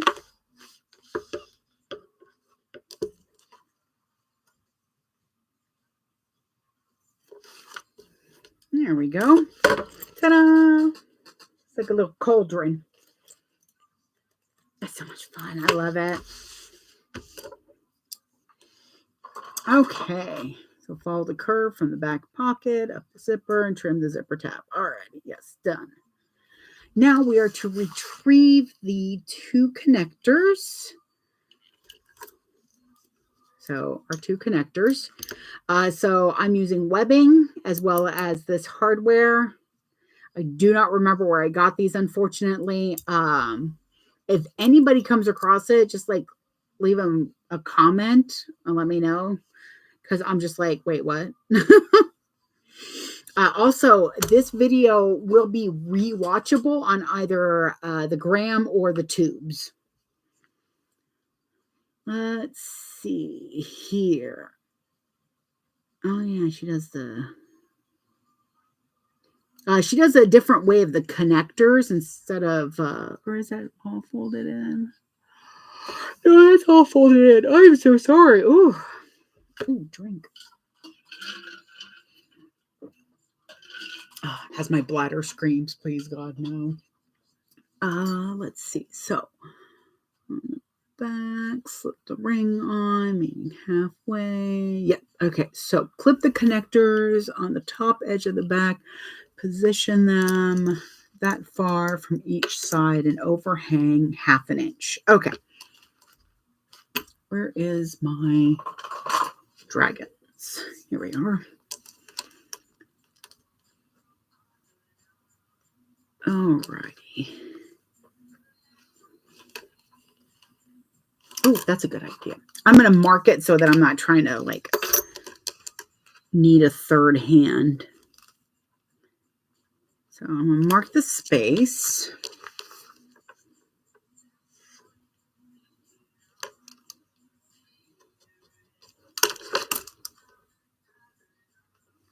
There we are. Okay. Might sneeze, just so y'all know. Trigger warning on sneezing. I sneeze very loud, so I do try to give folks a heads up when if it's gonna happen. Oh no, I got this years ago, so before Temu existed. So it's not from Temu. I know that. I know it was from a small business. I just can't remember which one.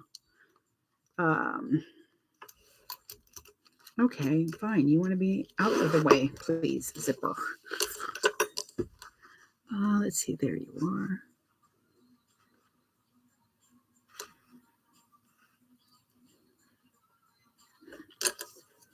I'm going to make sure that my measurements are the same here. Yep. All right. And now we're going to baste them. Thankfully, they don't really have a wrong or right side.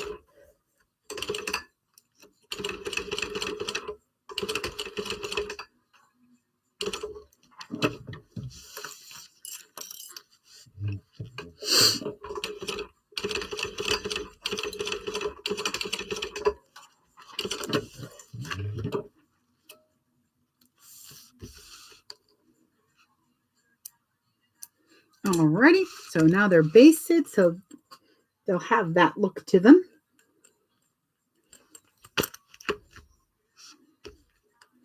I'm going to clip this long thread on top, but I'm going to leave it on the bottom just for stability of the thread.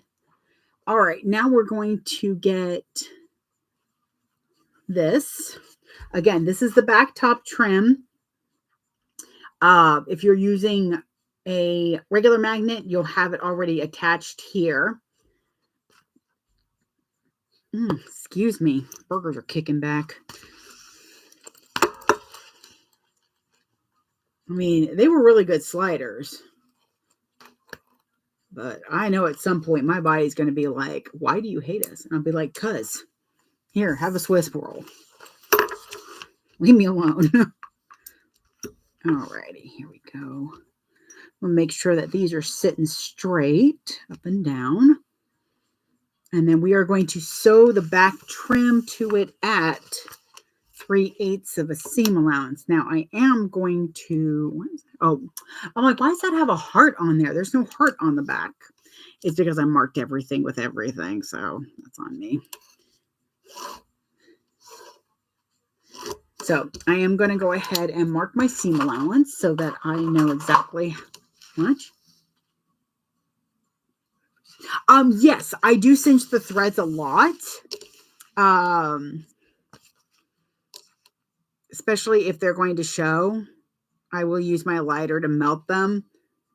Oop, here we go. If I know they're not going to be a bother in any way, though, I'll just kind of leave them where they are. Like, I like to leave my threads long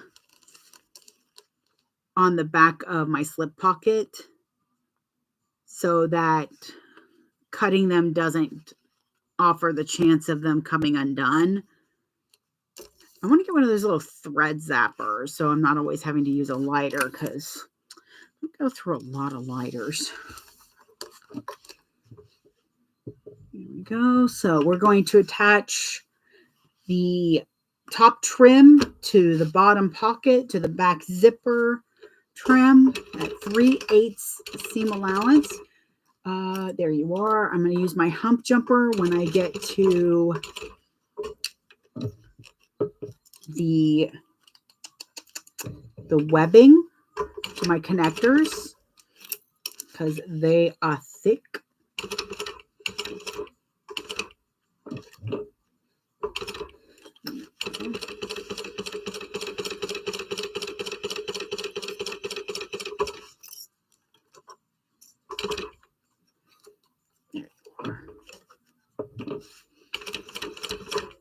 The hump jumper just helps you bridge from thicker material to thinner material and vice versa.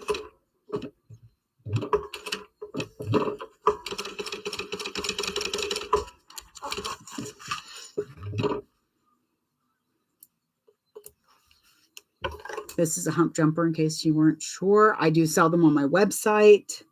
They come in rainbow.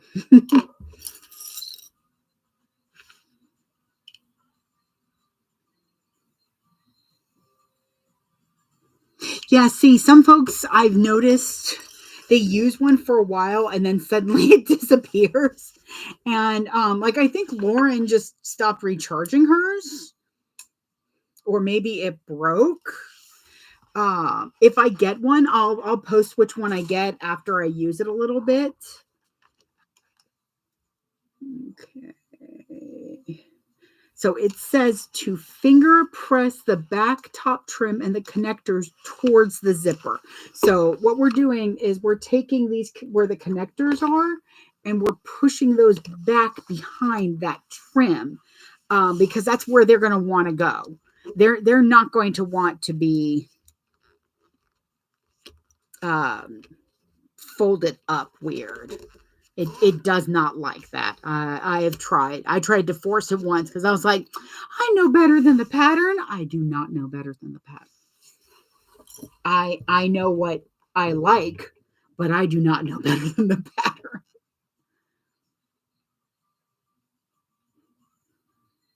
Oh, that's not good.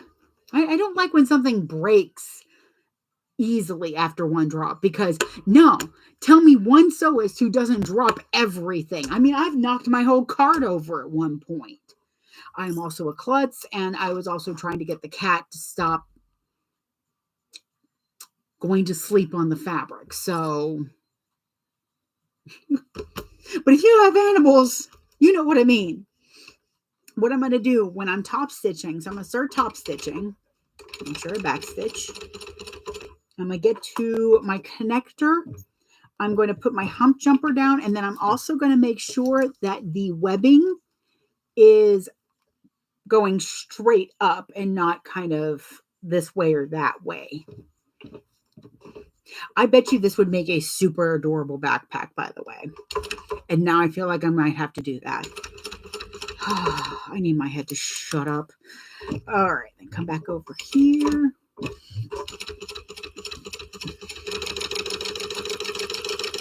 Okay. Because right now I can already see that this one's a little off. So I'm just going to position it where I want it to be. Get to the connector.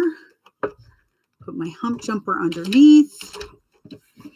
Give it a little lift. It's like a little elevator for your sewing foot. Because now we're coming back over and it's going to go down. I'm going to lift it and go down. And I'm going to drop something on the floor. Oh, okay. Alrighty. For a second, I thought I was sewing at like a 3 or something. I was like, wait, what? All right. So now we have this. Now, this is going to be folded down. So this is what the back's going to look like. And what I'm thinking is if I do a backpack, I could do longer straps up and then put connectors down here, like right here, so that they go in, and you'd be able to wear it as a backpack. I love this pattern already. Even with the trials and mother love and tribulations of this bag.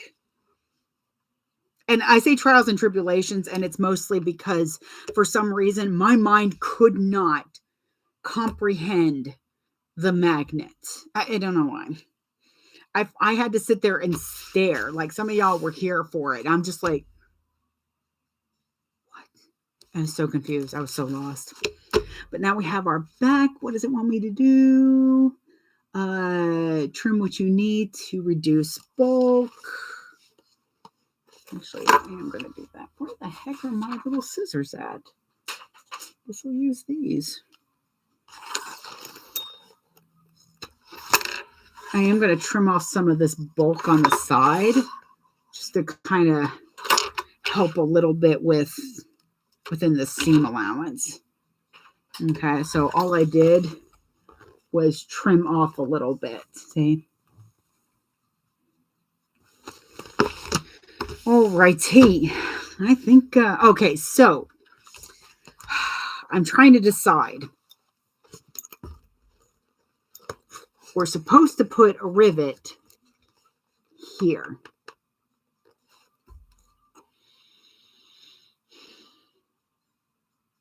The problem is that my punch hates going through webbing. And I know I could make it work. But I almost rather do it above it because this feels loose. So I'm thinking of putting one here instead.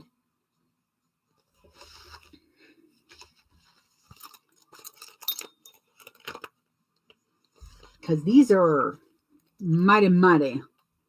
They are letting it all hang out. Yeah, I think I'm going to see if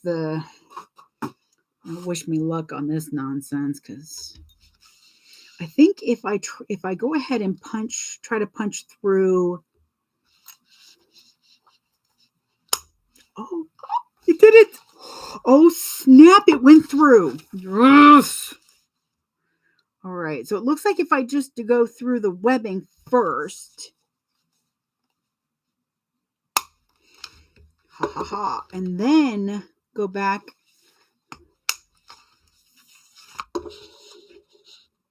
Okay. See, the thing is, you've got to make sure that when you do something like this, that you're not moving anything weird. There we go. Okay. I cannot believe that actually worked. Y'all are my good luck charms. All right. Where are you at? Where are they? There they are. So, oh, I love this song.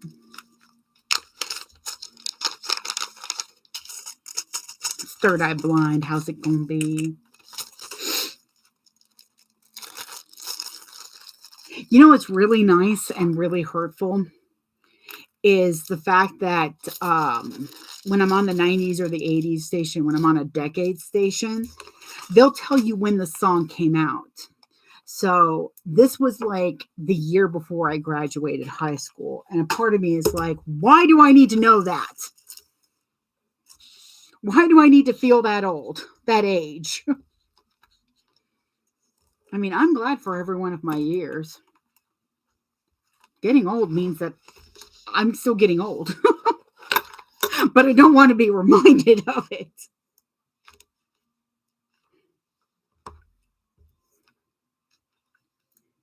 Be out there. How's it gonna be? Pass me the walker, please. Oh, Lord. Every once in a while,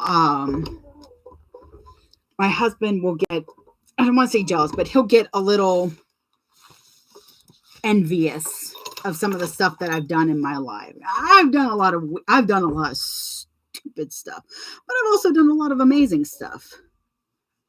Now, I had the privilege to swim with tiger sharks when I was younger, and they didn't know that it was a bad idea to let minors do stupid things like that.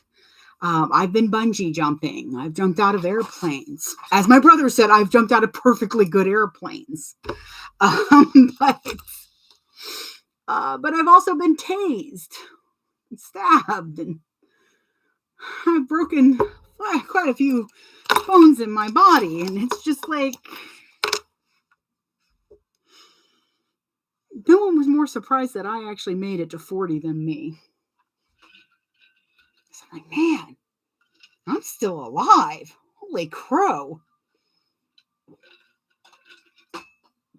I've been through a couple of really bad relationships.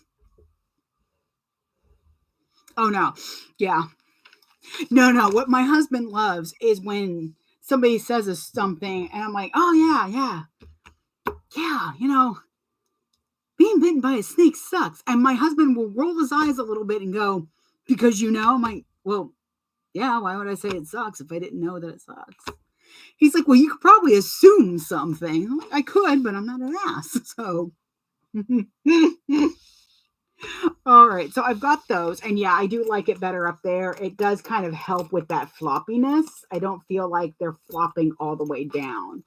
It wouldn't be a bad idea if you wanted to put one here. Just remember that every time you put rivets in, you're weakening the structure.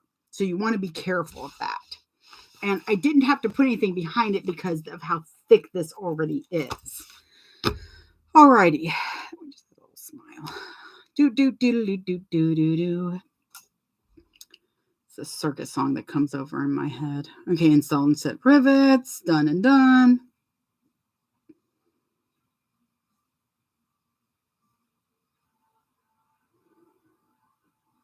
Oh, those are the magnets. So I'm looking at the picture.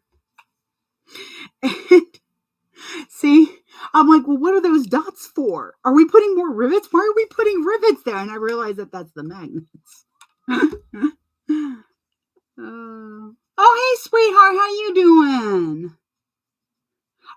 I took a break, Cynthia. I had lunch. I had a lot of lunch because we had these prime sliders from Sam's that we had to cook the last of them or they were going to go bad.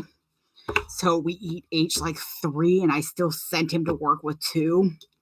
And I had some fries, so I am full. No regret. Because I did stop when I was full, so that's always a good idea.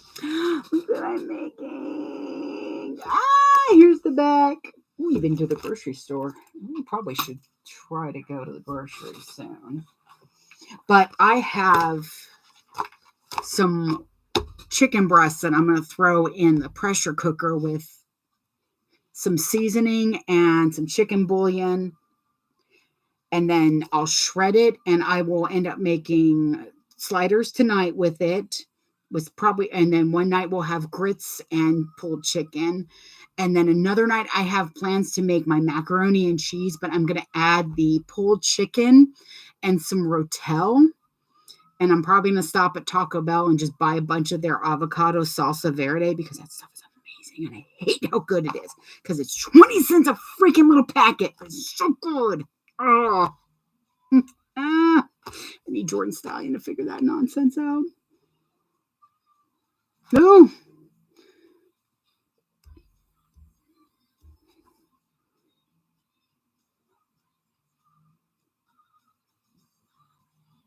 Yes, you can supplement. Little nerd on Facebook.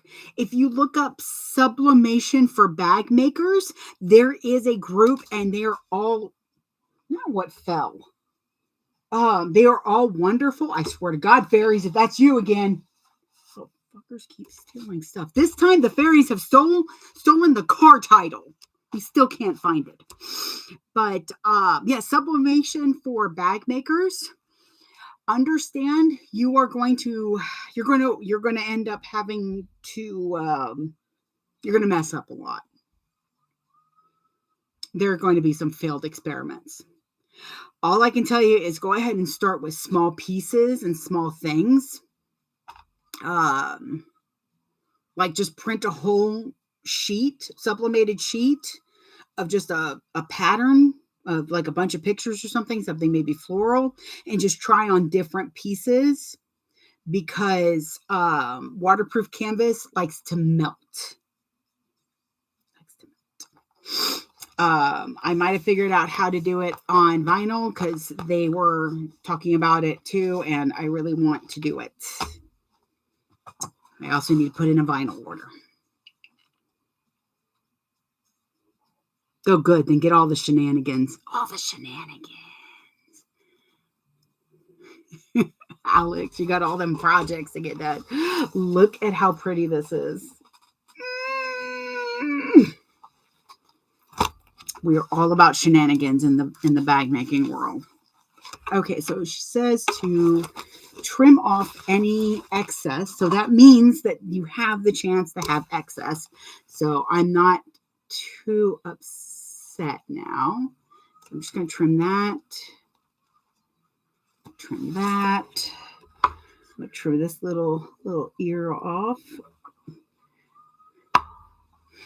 I moved because sometimes things get in the way when you close these, and it hurts, and they're expensive to replace. You don't know, you don't have them. Okay, there we go. I love the pleats on this bag because the fun thing is while it looks like it's pleated, there are actually zipper pockets in here, and this is 3 separate pieces. So you can mix and match a lot of things. And because I picked a nice drapey vinyl, it really sells that, only pleats. Like I folded up one piece. Technically, I guess I did, but using the frame technically almost got me divorced because I really thought my husband was going to draw up the papers. We were watching a cooking show, and they used like savory, or they used something. And he was like, oh, that's just a made up word. And he kept kind of saying it throughout the show. That's just another made up word. That's just another made up word. And finally I turned around and was like, well, technically all words are made up. And the bombastic side eye that I got was legendary. And I went, oh, he is going to divorce me. I went too far. Finished lunch. Oof. 7 bags. You can do it, Alex. I know you can do it. You got this. Both in the bags and the surgery.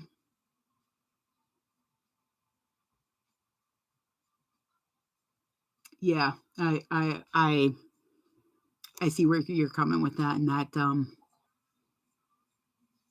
I wasn't wrong, Cynthia. You are correct, and I think that made it worse.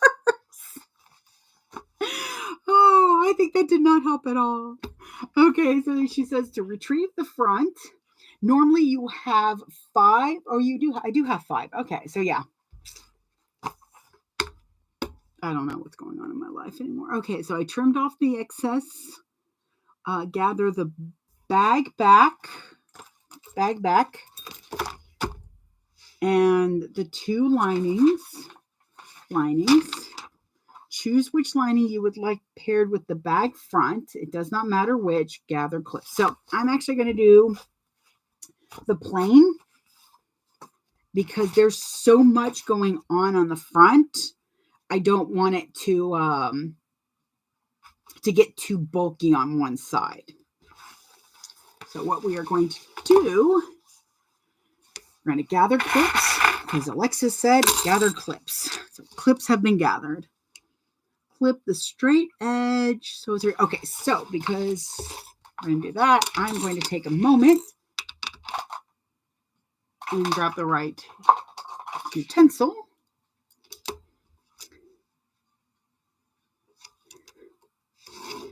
You know, the scariest thing about this bag is I already know that it'll take me another 2 times making this and it'll be in my head forever, like the Erica is. I can make that bag almost with my eyes closed. I have not looked at that pattern in at least a year.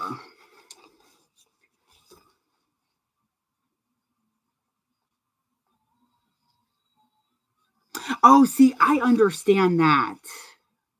When dyslexia rears its ugly head, it is not fun. You know, and kudos for him, because I will tell you, yeah, no. And kudos to you too, because you have to walk this fine line between finishing someone's sentence and reading things out for them and letting them do it themselves.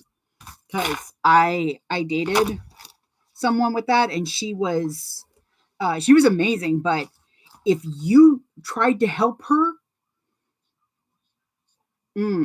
she wouldn't speak to me for at least an hour if I what she felt like was overstepping. So one day she was throwing what I felt was a tantrum, and finally I said, I need you to tell me when I'm overstepping because I don't know where I am.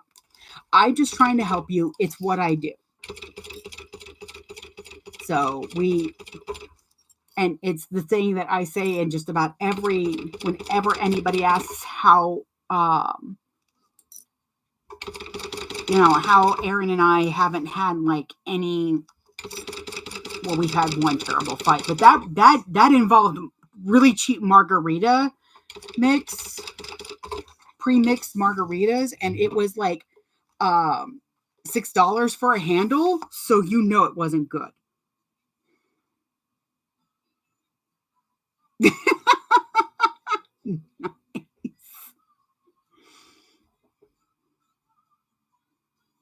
Exactly.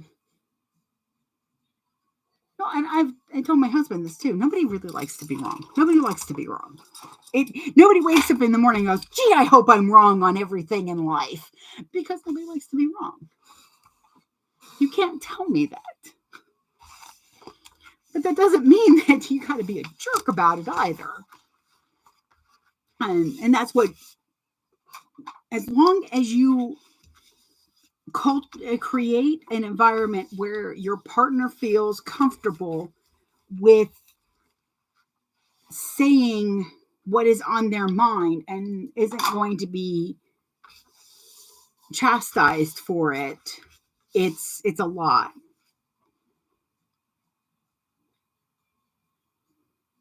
It's hard because when your friend is ranting or unloading, you want to fix it because you love them.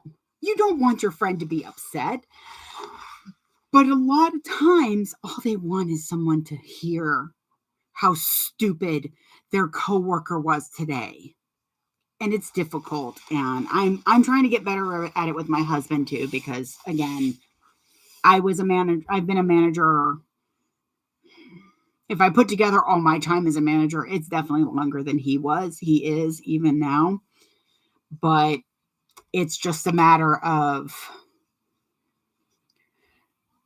he has his management experience, even though I disagree with some of the things. That's not on me. It's all him.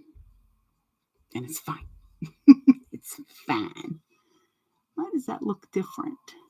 Hang on a moment. I feel like I skipped a step. Yeah, I think this was supposed to come up too. But that doesn't seem right. Maybe it is. Okay. I skipped a step somewhere because this isn't supposed to be like this. It looks like it's supposed to be folded. So, did I already sew that? That's fine. That's not going to be in the way. I think I was supposed to do the top and it didn't have me do it for some reason. So, hold please. I need to see what in the world. What is all this nonsense? Okay. And that goes. Aha. Okay, I was supposed to do that when I basted up. Okay. All right. It's on me. Yeah, and yes, I do sort of agree with the opposites thing. Aaron and I aren't opposite, but we are complementary of each other. We are complementary in a way that he sees the bigger picture and will look further into the future than me, whereas I look at smaller details and look at the immediate future.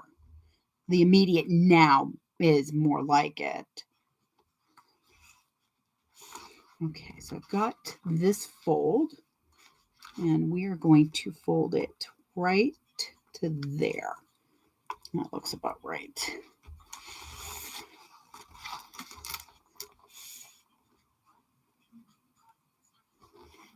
Okay. Okay.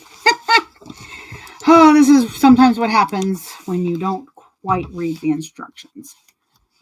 So definitely going to say it's going to be about 2 times making this. Here we go.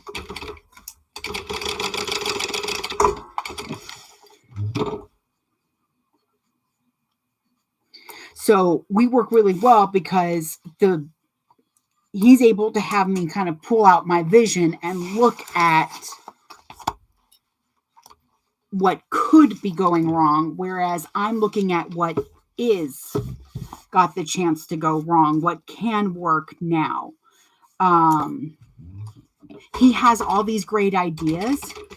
I have to sometimes let him know, hey, production-wise, that's a terrible thought process. I had a boyfriend not long before we broke up who called me dream killer. I will one day get that shit tattooed.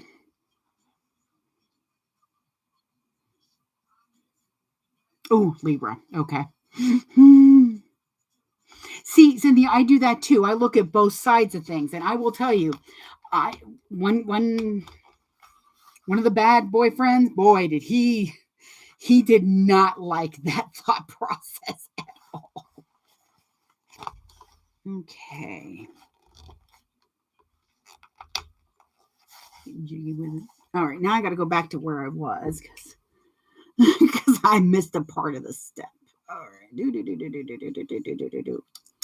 There we go. I wondered why it looked a little different. Okay, so when you're adding your lining, you're going to want to make sure that this is how it looks, that you've got all of your pockets are hidden. They're sneaky. Yep. You're rolling really high on that stealth roll right now. Bardic pockets. They're performing like pleats. And because of the yeah, that's the right spot. Because of the stabilizer, it's kind of pushing that out, which is what's giving it that really pretty pleat look to it. All right, so I did that. What do I do now? Okay, now we're going to top stitch. Come here. Top stitch this down. We're top stitching on the lining part. So the seam allowance is behind it. I think I am going to experiment with my next one and cut off 1/8 of an inch from anywhere that has the connection of a zipper. And I'm going to see if that actually fits better or if it doesn't. It doesn't matter. Oof. Burgers are trying to get in the conversation. It's okay. I'll just drown it with Mountain Dew. Now that I'm not on the edge of my chair. Rolls per perception. You will fail because they are amazing.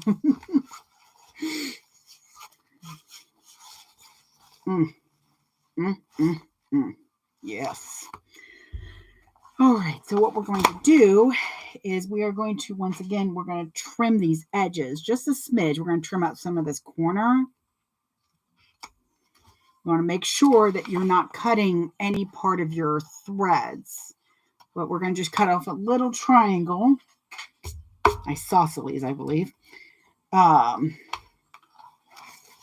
See? So it's got that little corner, and that's going to help with any bulk in that area. All right, so. Trim side corners, reduce bulk, and repeat for the bag back with second lining. I'm curious to see.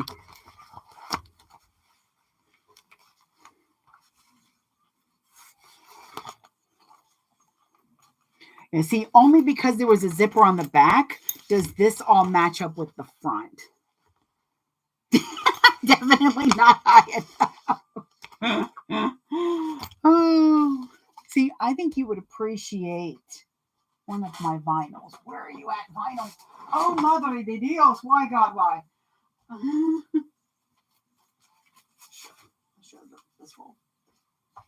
Because I made some pride dice. They're all D20s with all the different colors of the prides. Oh, the pride flags. There we go. They're so tiny. They're very stealthy. We'll just stick with the word stealthy because why not? Apparently that's all I've got. So we're going to sew this to the lining. And I'm sewing the side that has the slip pocket on it. I'm going to mark my seam.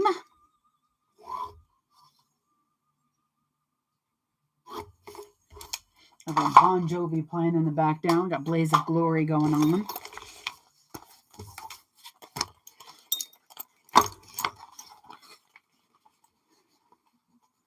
You know, the other thing is this is probably the first time that I didn't sit there and read over the instructions 5 or 6 times. I watched Vanessa's video once and was like, oh, that shouldn't be too bad, and just went for it. That's very unlike me. Like, I usually read directions 4 or 5 times before I even cut it out. So I'm a little like, okay, I'm a little lost with who I am.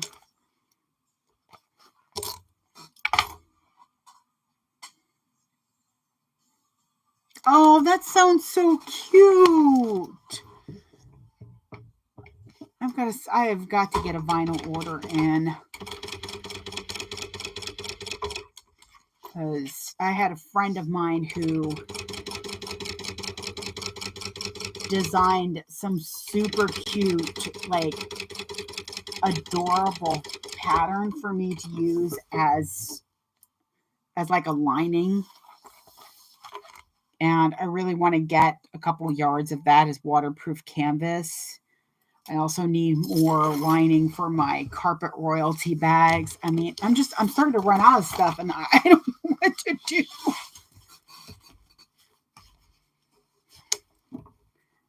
And I'd love to order some more custom zipper tape, but I have to order, if it's my design, I have to order 500 yards of it. Y'all don't know what 500 yards of zipper tape looks like.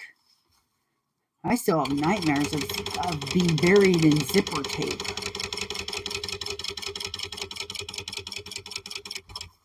Because I made the mistake of with one of my manufacturers. I don't work with them anymore.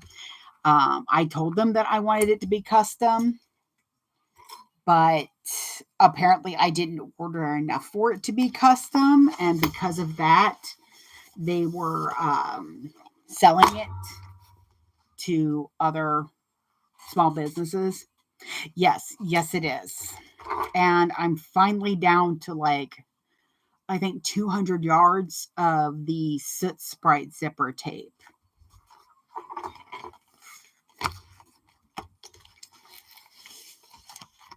And I was sad that I didn't get enough pre-orders for the Wednesday zipper tape because it's so cute.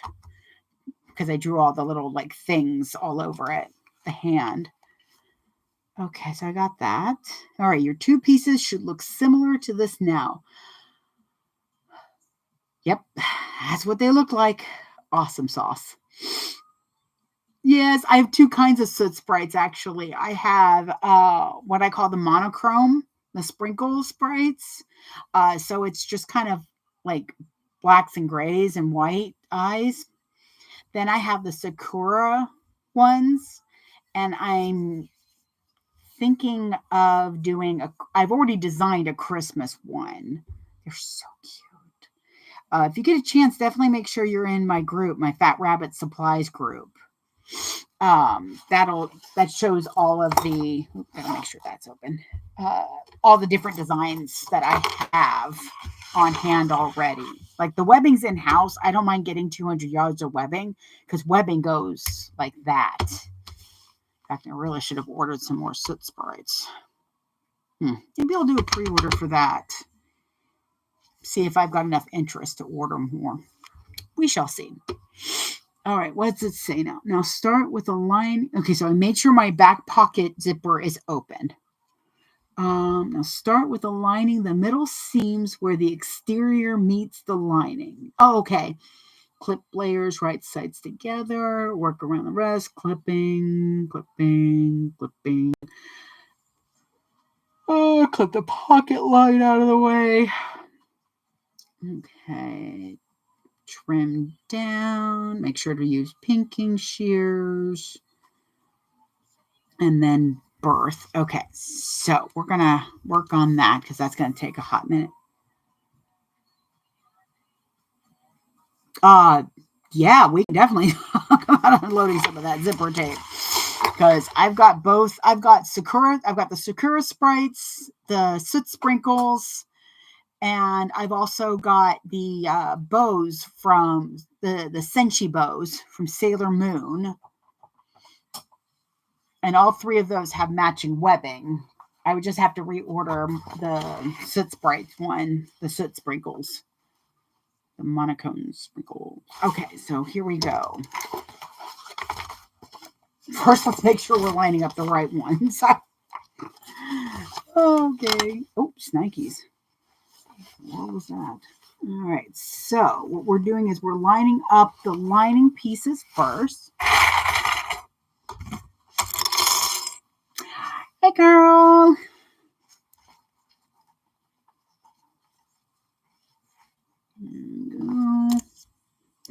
Care Bear. So I'm going to clip it so that I'm sewing with this side up because it's got all the extra pockets. Alrighty. I'm just going to do some light clipping to make sure that it's lining up the way I want it.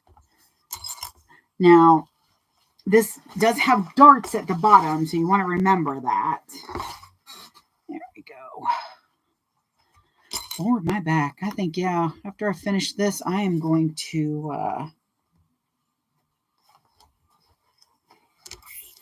I'm going to take a break and play some Diablo. That sounds like a delightful afternoon. Okay, then I'm going to line up my bottom middles, which I thought I had this one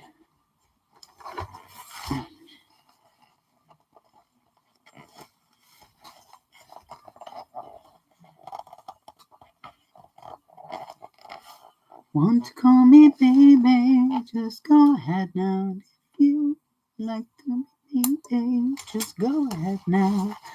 Okay. Whew, there we go.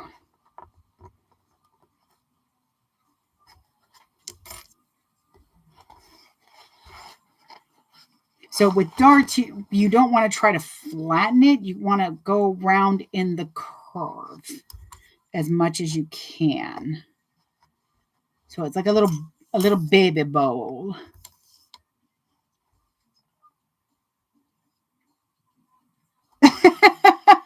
Yep.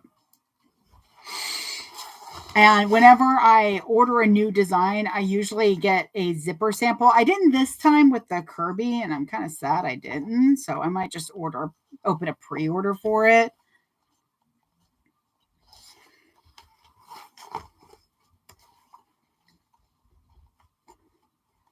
Because the pre-order lets me know if I'm going to be able to unload at least some of it. You want to call me baby, just go ahead now. And I'm trying to come up with more and more designs. Clip it right. Dang it. I'm trying to do designs that I know nobody else has.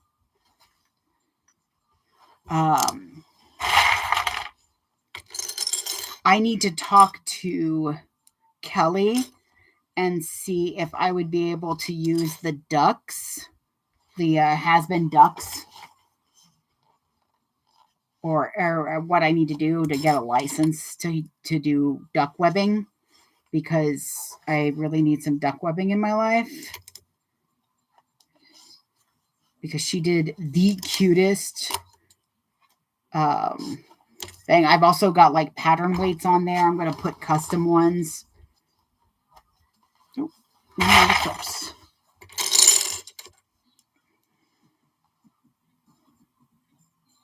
I will. See you later, nerds.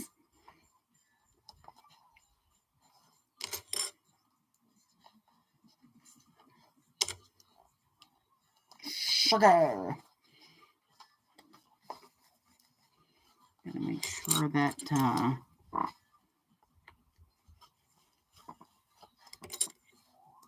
alrighty, there we go. Woo! Goodness, that's just the that's just the lower half. I haven't even gotten to the.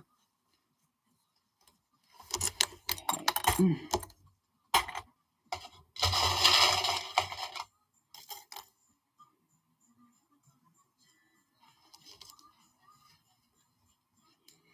Because I think today's the 12th or the 13th.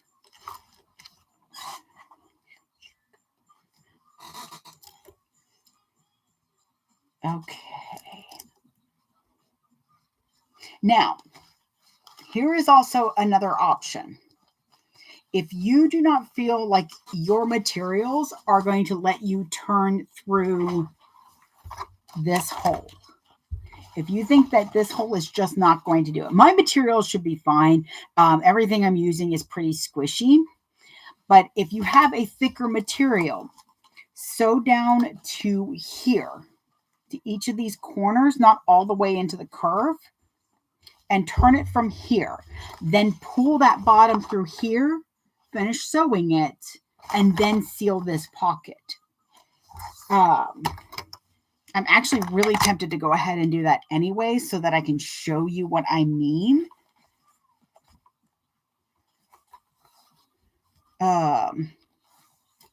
Girly.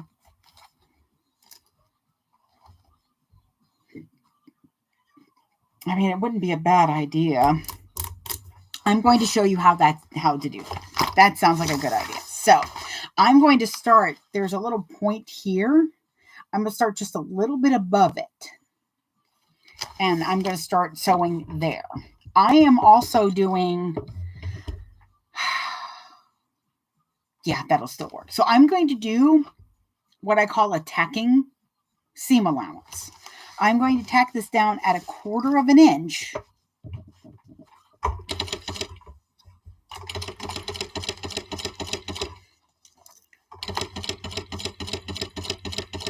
And that is mainly because with vinyls, doing a second row of stitching usually is not a bad idea.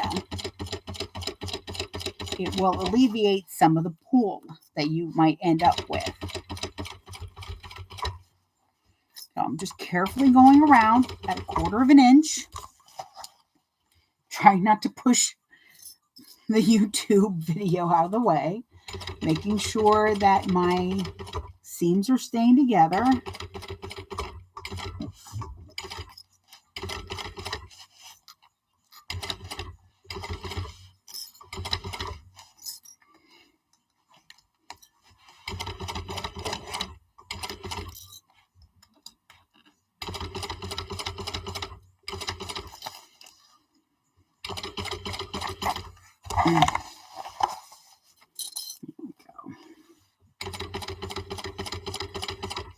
Now, I'm still trying to make sure that the way I'm sewing this still marks up nicely with, I'm still creating a nice seam. And the reason I'm doing that is because the true seam allowance is 3/8. Which means what I'll be able to do is, because I'm doing a 1/4 inch, is I'll be able to go back around and sew 1/8 of an inch. Come on, where are you at? There you are. 1/8 of an inch from that line. And this means that I don't have to mark my seam allowance like I do whenever it's more than, come on, here we go. Oh, my arm is, I am just feeling all of today, I think. I'm feeling all of the challenges of the day that I had to deal with before I even got on here.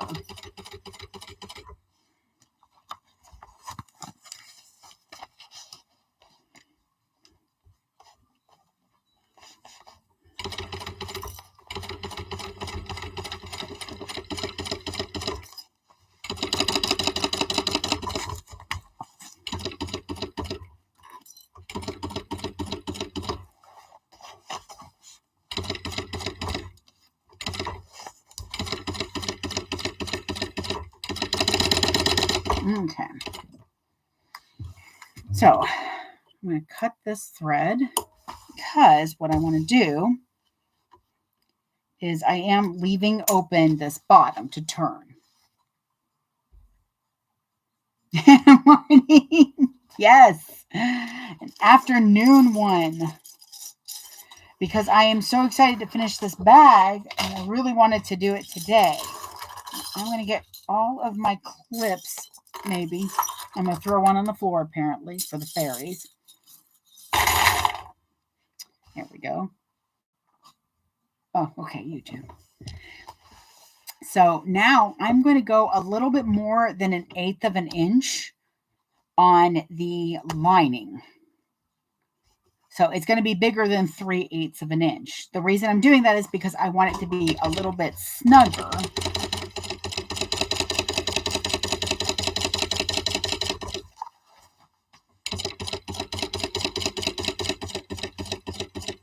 But when I get up to the exterior fabric in that, I'm going to go back to only adding 1/8 of an inch to my tacking seam.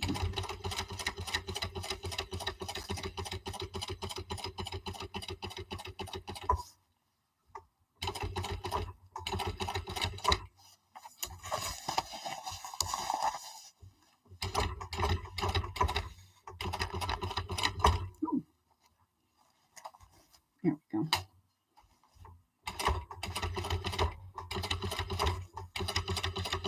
This is going to help a lot with any of the seams that are going to want to pull out. It will add stability without pulling at the integrity of the vinyl. It also lets me personally feel confident in the seam allowance that I'm doing. Because anything over 1/4 of an inch, I usually draw out. Because I want to make sure that it's a nice even seam.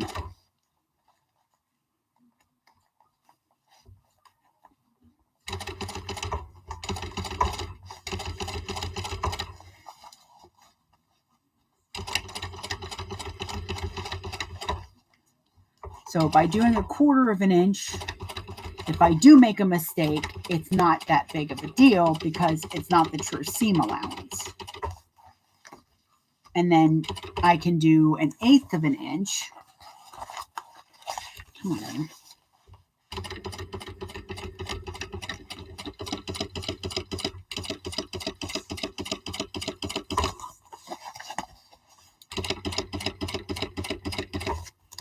Now in the pattern, she has you sew all the way around. Ah, bobbin got me. Not too far though. Not too far. So that's good. I knew it was coming up. I forgot to check. Where are you at? Just in case.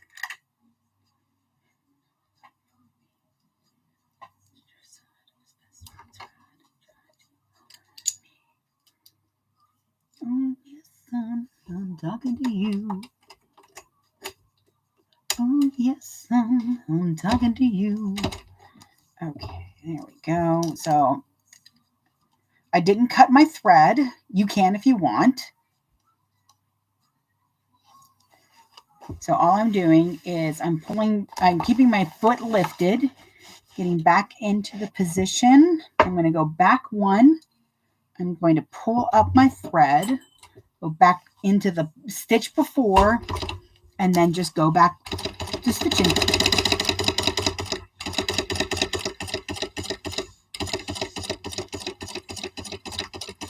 Okay, so I have left this bottom open.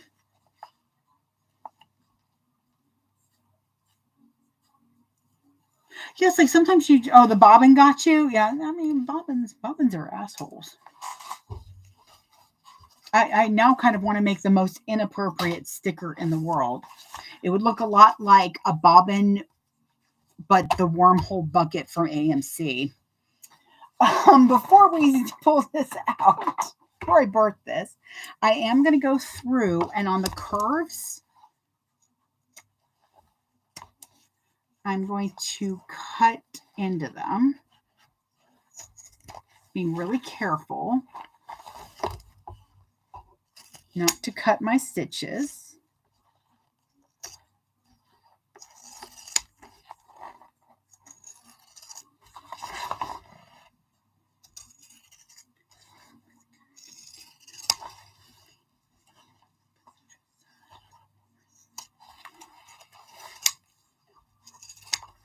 If you do not have a pair of pinking shears, I need you to go to Fumori's site and get you a pair of pinking shears. Every bag maker should have a pair of pinking shears.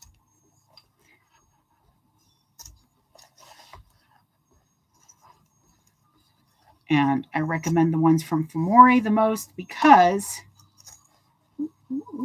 there we go, you can get them sharpened.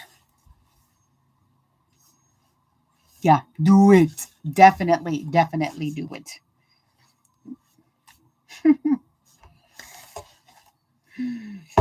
Okay. Wonder if my next door neighbor will want $50 to do our lawn so my husband doesn't have to do it. Alrighty, so I did trim that down. I'm going to actually trim down the sides as well.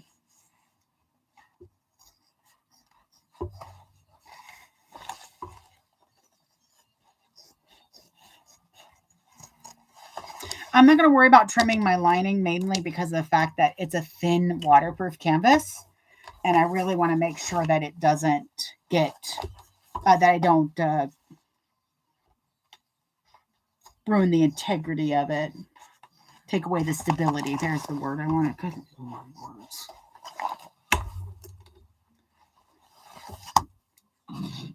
Excuse me, goodness. All right. So normally you will go through this hole. It looks like it's honestly about the same size. Okay. I think it's going to be a little bit easier though, because I'm just going straight down and out. All right. So I'm making sure that I'm got the folds pressed against the palm of my hands. I'm going to push open my hand, make a Muppet mouth. It looks like a little shark. I have a weird imagination. Leave me alone. I'm just going to start pulling this all in. Try to get a good grip. And then we're going to push that through.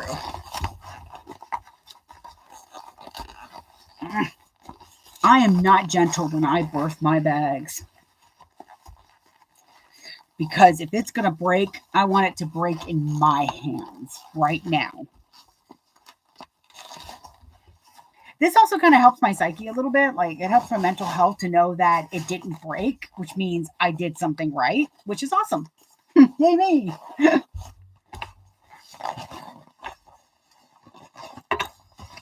All right. Oh my goodness. Okay. Okay. There we are. I'm going to get a drink real quick.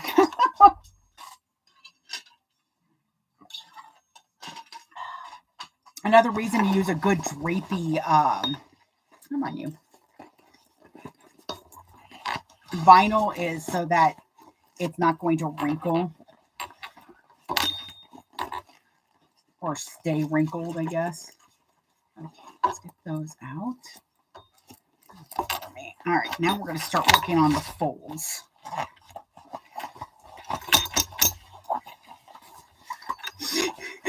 See, now I kind of want someone to use a flesh-colored vinyl and put stitching all over it, but that's because there is something very wrong with me at times. Okay. Trying to make sure that pockets are pulled down.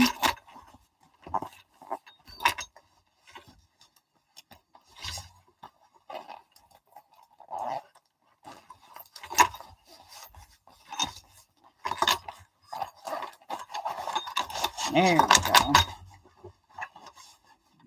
Let's not, there it is. There's what's weird. Just kind of feel around a little bit, make sure that it's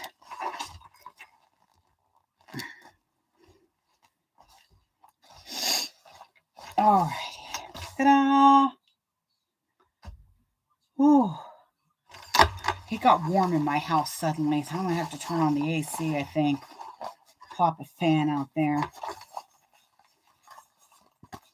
Okay, so what I'm going to do now, everything looks good. I like how it feels. We're going to pull this pocket out, the zipper pocket. Maybe. There we go. Oh, Lord have mercy. Come on. There we are. We're going to pull this back in. That's where it's going to go anyways. And then we're going to close up this hole first.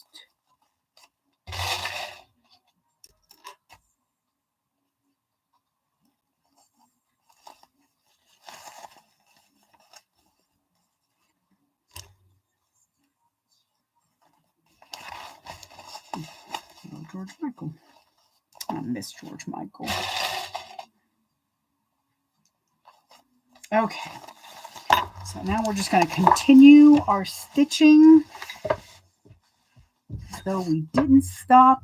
Here we go. Oh, Nikes. Oh, what did you do? What's wrong? What are you doing? Why are you doing that? Why are you so angry suddenly? All right. What in the world?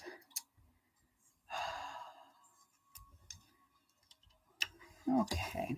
So it looks like when it pulled down to go stitch, it stitched through the thread.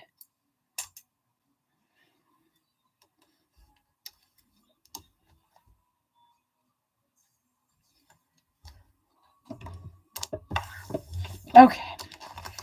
try that again. And this is why I usually hold my threads nicely. I did not do that this time. Okay, there we go.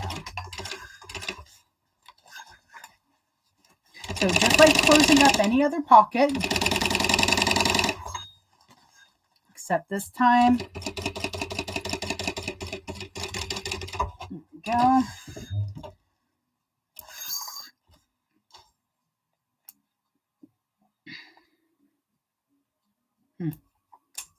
Okay, so now we're going to push that back in. I'm going to pull the instructions back up so that I know what I'm supposed to be doing next after birthing that bad boy. Okay, so it says pull through carefully, begin turning right side through, go slow and patient. You saw me. I yanked that sucker through like it was a week overdue. Let's see. Okay, push the main lining all the way into the bag so that the front and back trim pieces are folded over the Decoville heavy. So sometimes it's best to just kind of fold over. There we go. And then this way,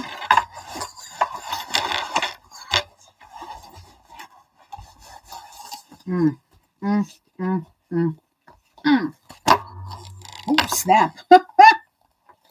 Literally.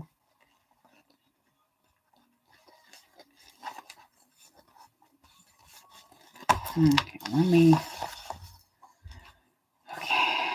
fold over. Usually the fold is over 1 1/4. Okay, before we close the back pocket, check that your snaps align. As with most of the pattern, the top opening is left untop stitched. You can if you want to. And then close, and then we're done. Oh my God, y'all, we're done. Oh, I just got to finish this couple of things and we'll be done. Okay, so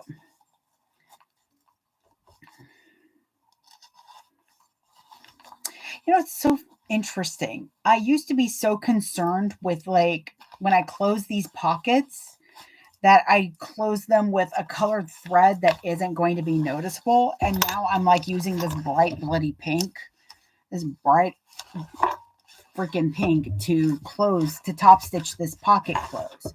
And that's because it's okay. It doesn't have to match. And I don't have to hand sew. Oh my God, y'all. I used to hand sew all my bags closed. And my friend Angela, I don't even know how many bags, like she makes so many zipper pouches and she hand closes them all, hand sews them closed. And I'm like, you know what? Kudos to you, but that ain't a club I'm in. I like being in I just get it closed any way I can club. And you can't really tell. I don't think it's decreasing the value of the bag or the workmanship. I'm supposed to make sure these worked first.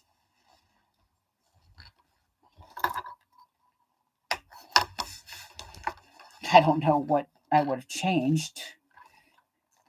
There we go. Okay, so she said if it's not like sitting the way you want it, that to kind of leave something heavy on it overnight on this part. And that's, like if you've got some clips that you want to use here and here, that will start to train that flap to sit. As it's used, it will sit. Now we have one more step. First of all, though, do you see this? Do you see this? This is beautiful. I am like so happy with this bag right now. And I don't know if... Okay, hang on. It is a rule in my home that the boys my must be played to where I can hear the words. Because I love my girls. Monica and Brandy. So, but I do like this a lot. I don't think the extra eighth of an inch really warrants me having to adjust the pattern pieces. It's just little adjustments on the side. And like I said, because I've got this on the back, technically, so if you're supposed to do 3/8 of an inch, then that means I added 1/4 of an inch to the back and somehow added half, almost 3/4 on the front. Now,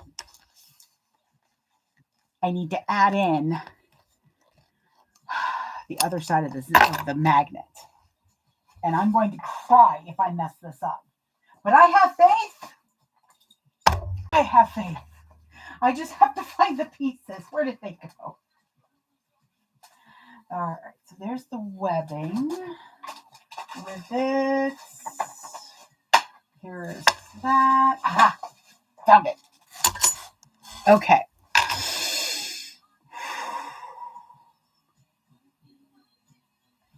Listen, I am in awe of you doing doll clothes. I mean, I've made costume pieces, but that was on a human being, a grown human being. I made a child dress once and was like praying to all of the gods that I would never be asked to do that again. So you make it even smaller? No. I watch Delightful do those dang little tiny clothes that she does. No, ma'am. I will stick to my bags. So I feel you. And quilters? Sometimes I see a quilt and I'm like, oh, I can make that. Yeah, I can do that. And then I watch a video of somebody making it and I'm like, never fucking mind. I'll save up and buy a damn quilt from somebody who wants to make me a quilt. I'll pay you, I promise. So what I'm going to do so that I have proper placement is I'm going to, I stuck the outie onto the innie. I've seen some of those machines. I watch a couple of quilters and I'll tell you right now,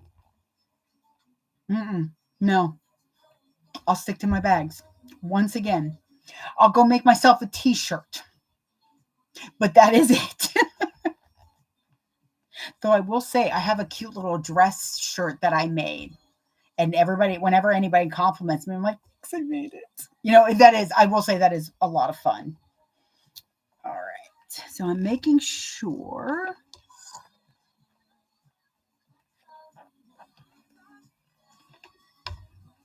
Oh, I probably should have done this before I closed the down bag.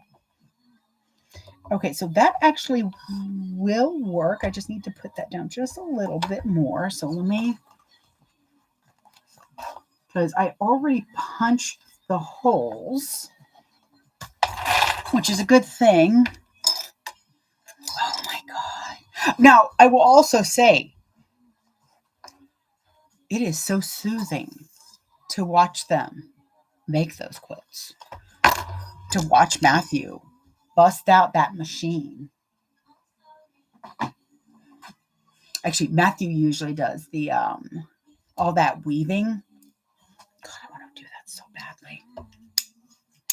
All right, so where are you at? So the way I do these, anything with that kind of like screw hole. Oh, I bet, Carol. I mean, good God. Because every time you look, that's how I feel too. When I get like to the point where I'm sewing everything together, I'm like, oh God. Like right now, I am terrified I'm going to mess up putting this in. And it's just going to ruin the whole bag. So I think to myself, what happens if I ruin it? What happens if I mess this up? Oh, I'll either fix it or I'll have a new bag. Or I'll send it to one of my friend's kids. She'll wear it, not even care. In fact, I know she'd sport the hell out of these skulls. My friend Wes has got 3 girls. Hell, one of his boys might even wear it. I don't care. The thing is that what I have to remember, and it's what I was told by somebody else too, is the fact that the world will not end. It'll suck, but it's not the end. This is also the first one I've made, so I give myself a whole lot of grace on the first of the pattern. If I come across that ugly necessary clutch wallet I first made, that's like patchworked all to hell and back, I'll show y'all, because it is not great. But I'll tell you right now, when I finished it, I was like, shit, I made this. The green vinyl is it's one that I'm testing for Beauty and Geek fabrics, and I'm going to let her know how much I freaking love this. The skull one is from Impish Geek Designs. I need to tell her to reorder this because I do love it. It's so my black heart is lined with pink lace, so I am a perky goth. So I just put my punch hole over where the screw's going to go in to see if that will work. And I'm just going to punch right over. What did we watch come play on? What did we watch that on? Peacock?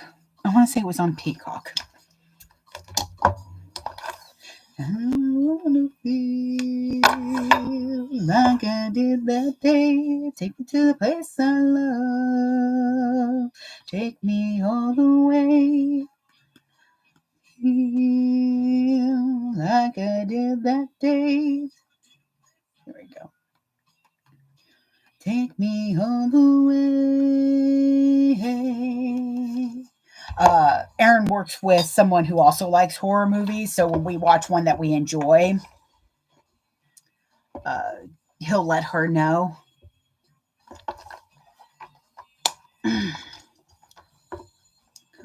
Okay. Now, luckily, don't tell me that they have 30% off right now. I gotta put in my own vinyl order. What? There we go. Oh God, oh by my love, I gave my life away. Yeah. Mm-hmm. True story. Under the Bridge by Red Hot Chili Peppers. I thought until about a year or 2 ago that song was about vampires. I need to listen better, is all I'm going to say. Okay, so I've got those. Luckily, by the way, when I put in for those holes, oh God, I put them in technically upside down, but that's where I want that to be anyways, is upside down.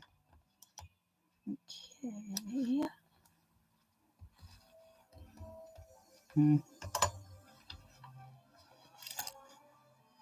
Oh.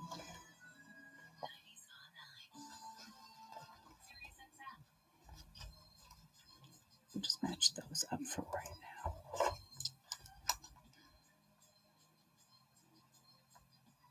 You know what I really love about going live with y'all is the fact that you get my music. Like, I can put on this 90s and talk about it, and most of y'all are like, oh my God, I remember that song. Bless your hearts. I appreciate it so much.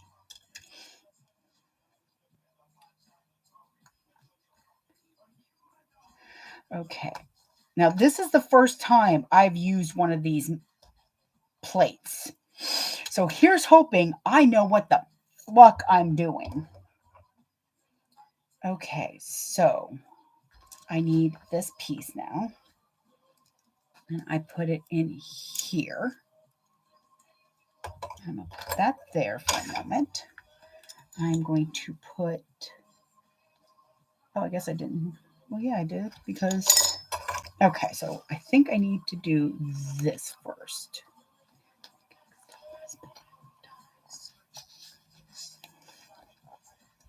I think I was supposed to put these prongs inside, but we're just going to go with what I'm doing right now. So I am going to squeeze them on the inside while I try not to put the sharp implement into my flesh. I'm going to get my hammer real quick. Oh, Lord, have mercy. I stood up. Oh, body, sorry. Okay, noise.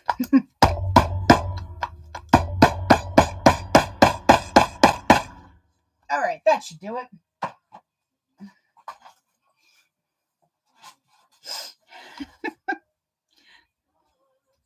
Are you and me here? All right, where is it?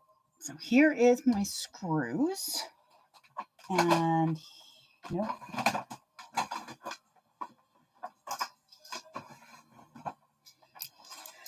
All right.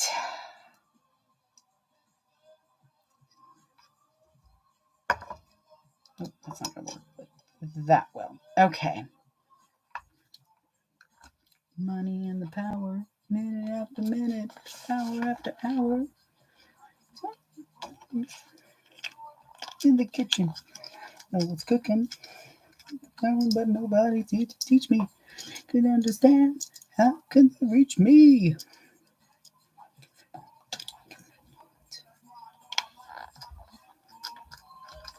Okay, so I'm putting the screws in, or at least I'm trying, but I'm not tightening them all the way. You should always put in the screws first and then tighten.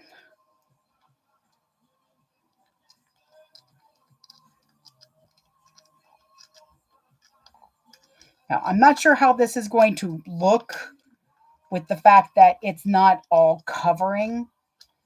Like, it really should be up a little bit in, but I kind of like it peeking over, and I don't think that looks bad at all. What I am going to do is try to get in here. You know what? I'm just going to leave it alone because I feel like I'm going to ruin it. Okay, so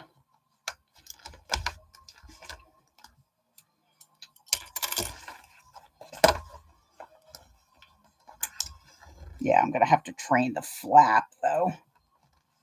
Come on.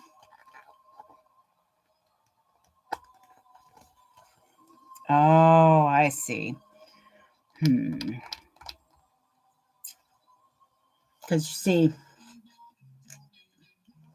I don't know if I put this too, I think I put this too low, but I'm not unhappy with that placement. I think it might work out that well, though. Will the years start coming and they start coming? Here we go. Ah.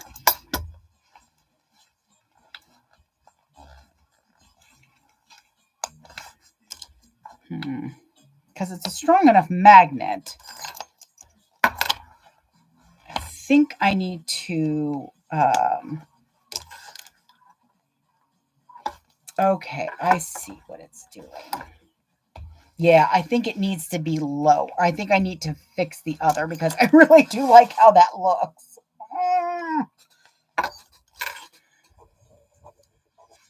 I really do think so. We're going to fix it. I'm going to have to undo some stitches somewhere. How about yours? And then I'll never get bored.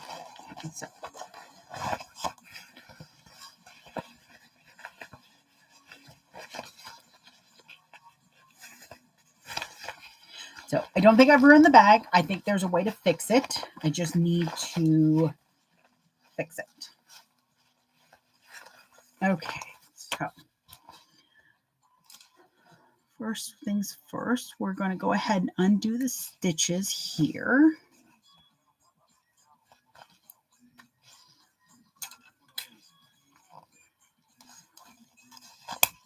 Here we go.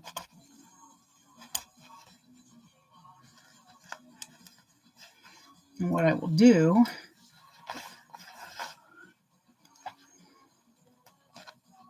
got a vine next to my window that makes me think that there's somebody there. God, I'm glad I don't sew at night anymore. I need to get myself away from this place. I said, yep, what a concept. I could use a little fuel myself, and we could all use a little change. Okay, that should be good. I don't need to open it up all the way. We need to get on the other side of this, though. Lord have mercy. Come here, you. Nope. I'm grabbing the wrong thing. There's what I wanted to move out of the way. I was grabbing these pockets instead of the inside pocket. Okay, so first we've got to take this off. So I'm going to pull this, pull off the tape.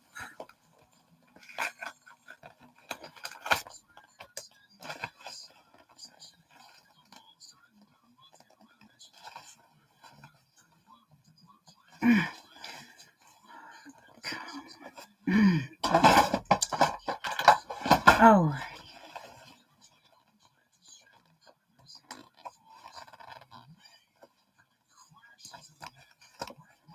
All right, so now we pull this back out. And I'm going to take this off. And we're going to fix it so that it lays properly.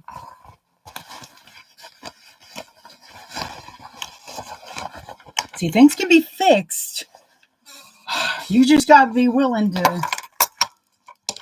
be mad enough to do it.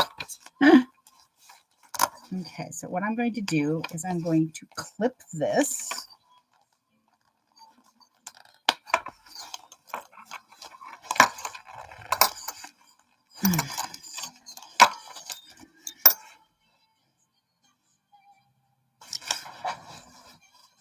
Ooh, I saw this.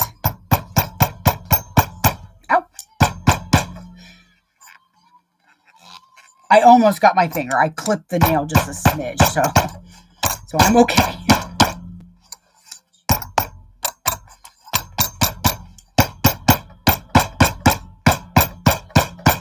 Okay.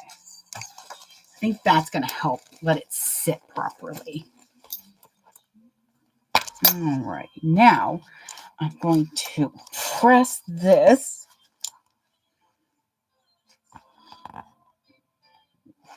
Okay, let's try that. So I'm going to take the silver pen and I'm going to try to kind of make a little bit of marking.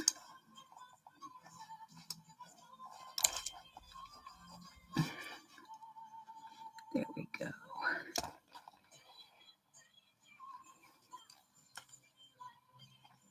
Okay, so yeah, right here. Okay, good. So it's going to cover up the marks. That's what I need to do now.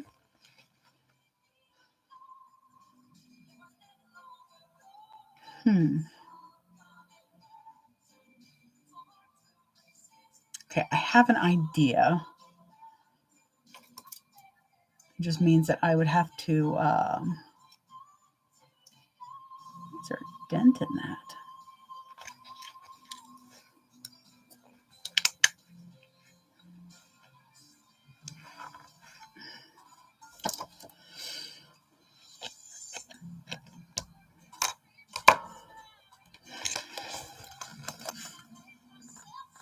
It would put it right through his eye, though.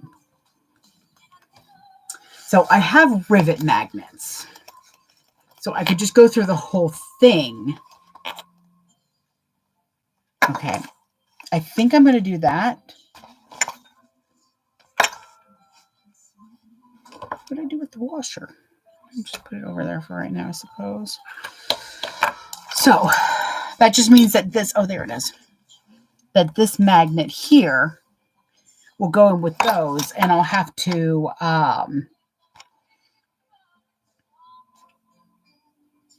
use this. I need to make sure it'll actually work. The skull hardware, I do not remember. I do not recall. I've had it for so long.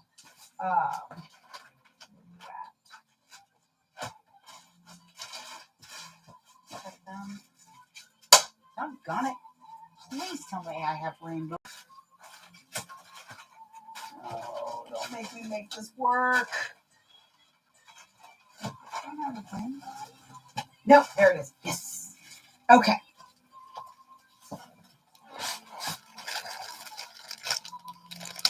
But yeah, the skull, I don't quite remember where I got it, unfortunately.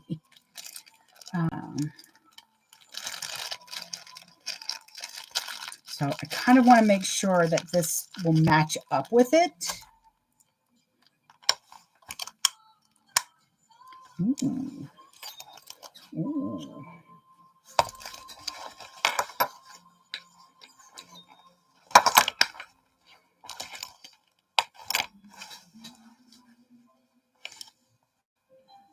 Yep. Okay. That's what I'm going to do. I will just put this with it, and I will use that with a set later that I have to put inside. Because sometimes you have to do what's best for the bag. Here we go. Got a nice mark right there.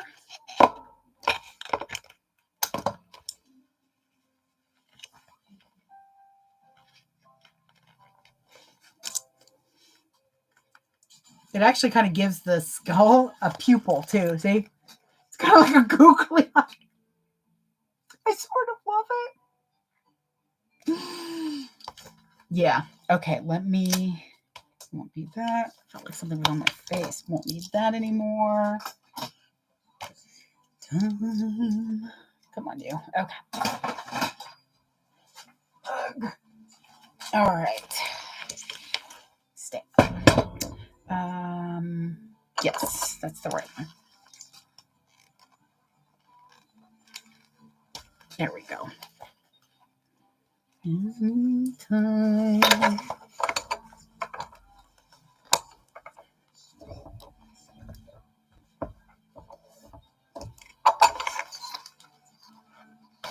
You don't have to go home, but you can stay here.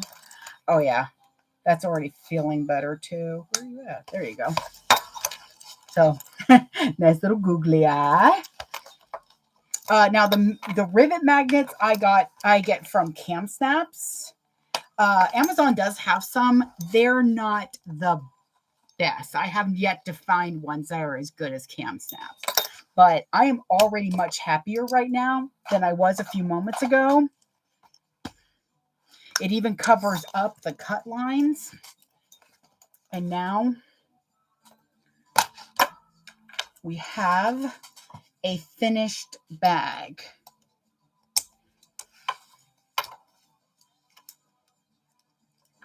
Move it to the exit. So, like, if I had had enough of this green, it would have been all green. But I'm happy with the... Oh, I do have to finish one of the things. Close back up the hole I opened to fix that. Want to take me home. I know who I want to take me home. Who I want to take me home. Take me home. Home.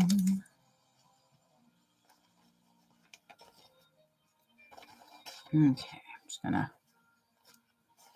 get these little pieces out. And then I will pop off of here. What time is it? Oh, I don't know. That's not the right time. Oh, here we go. 5:15. That's not too bad. I didn't get back on here until like 2:30.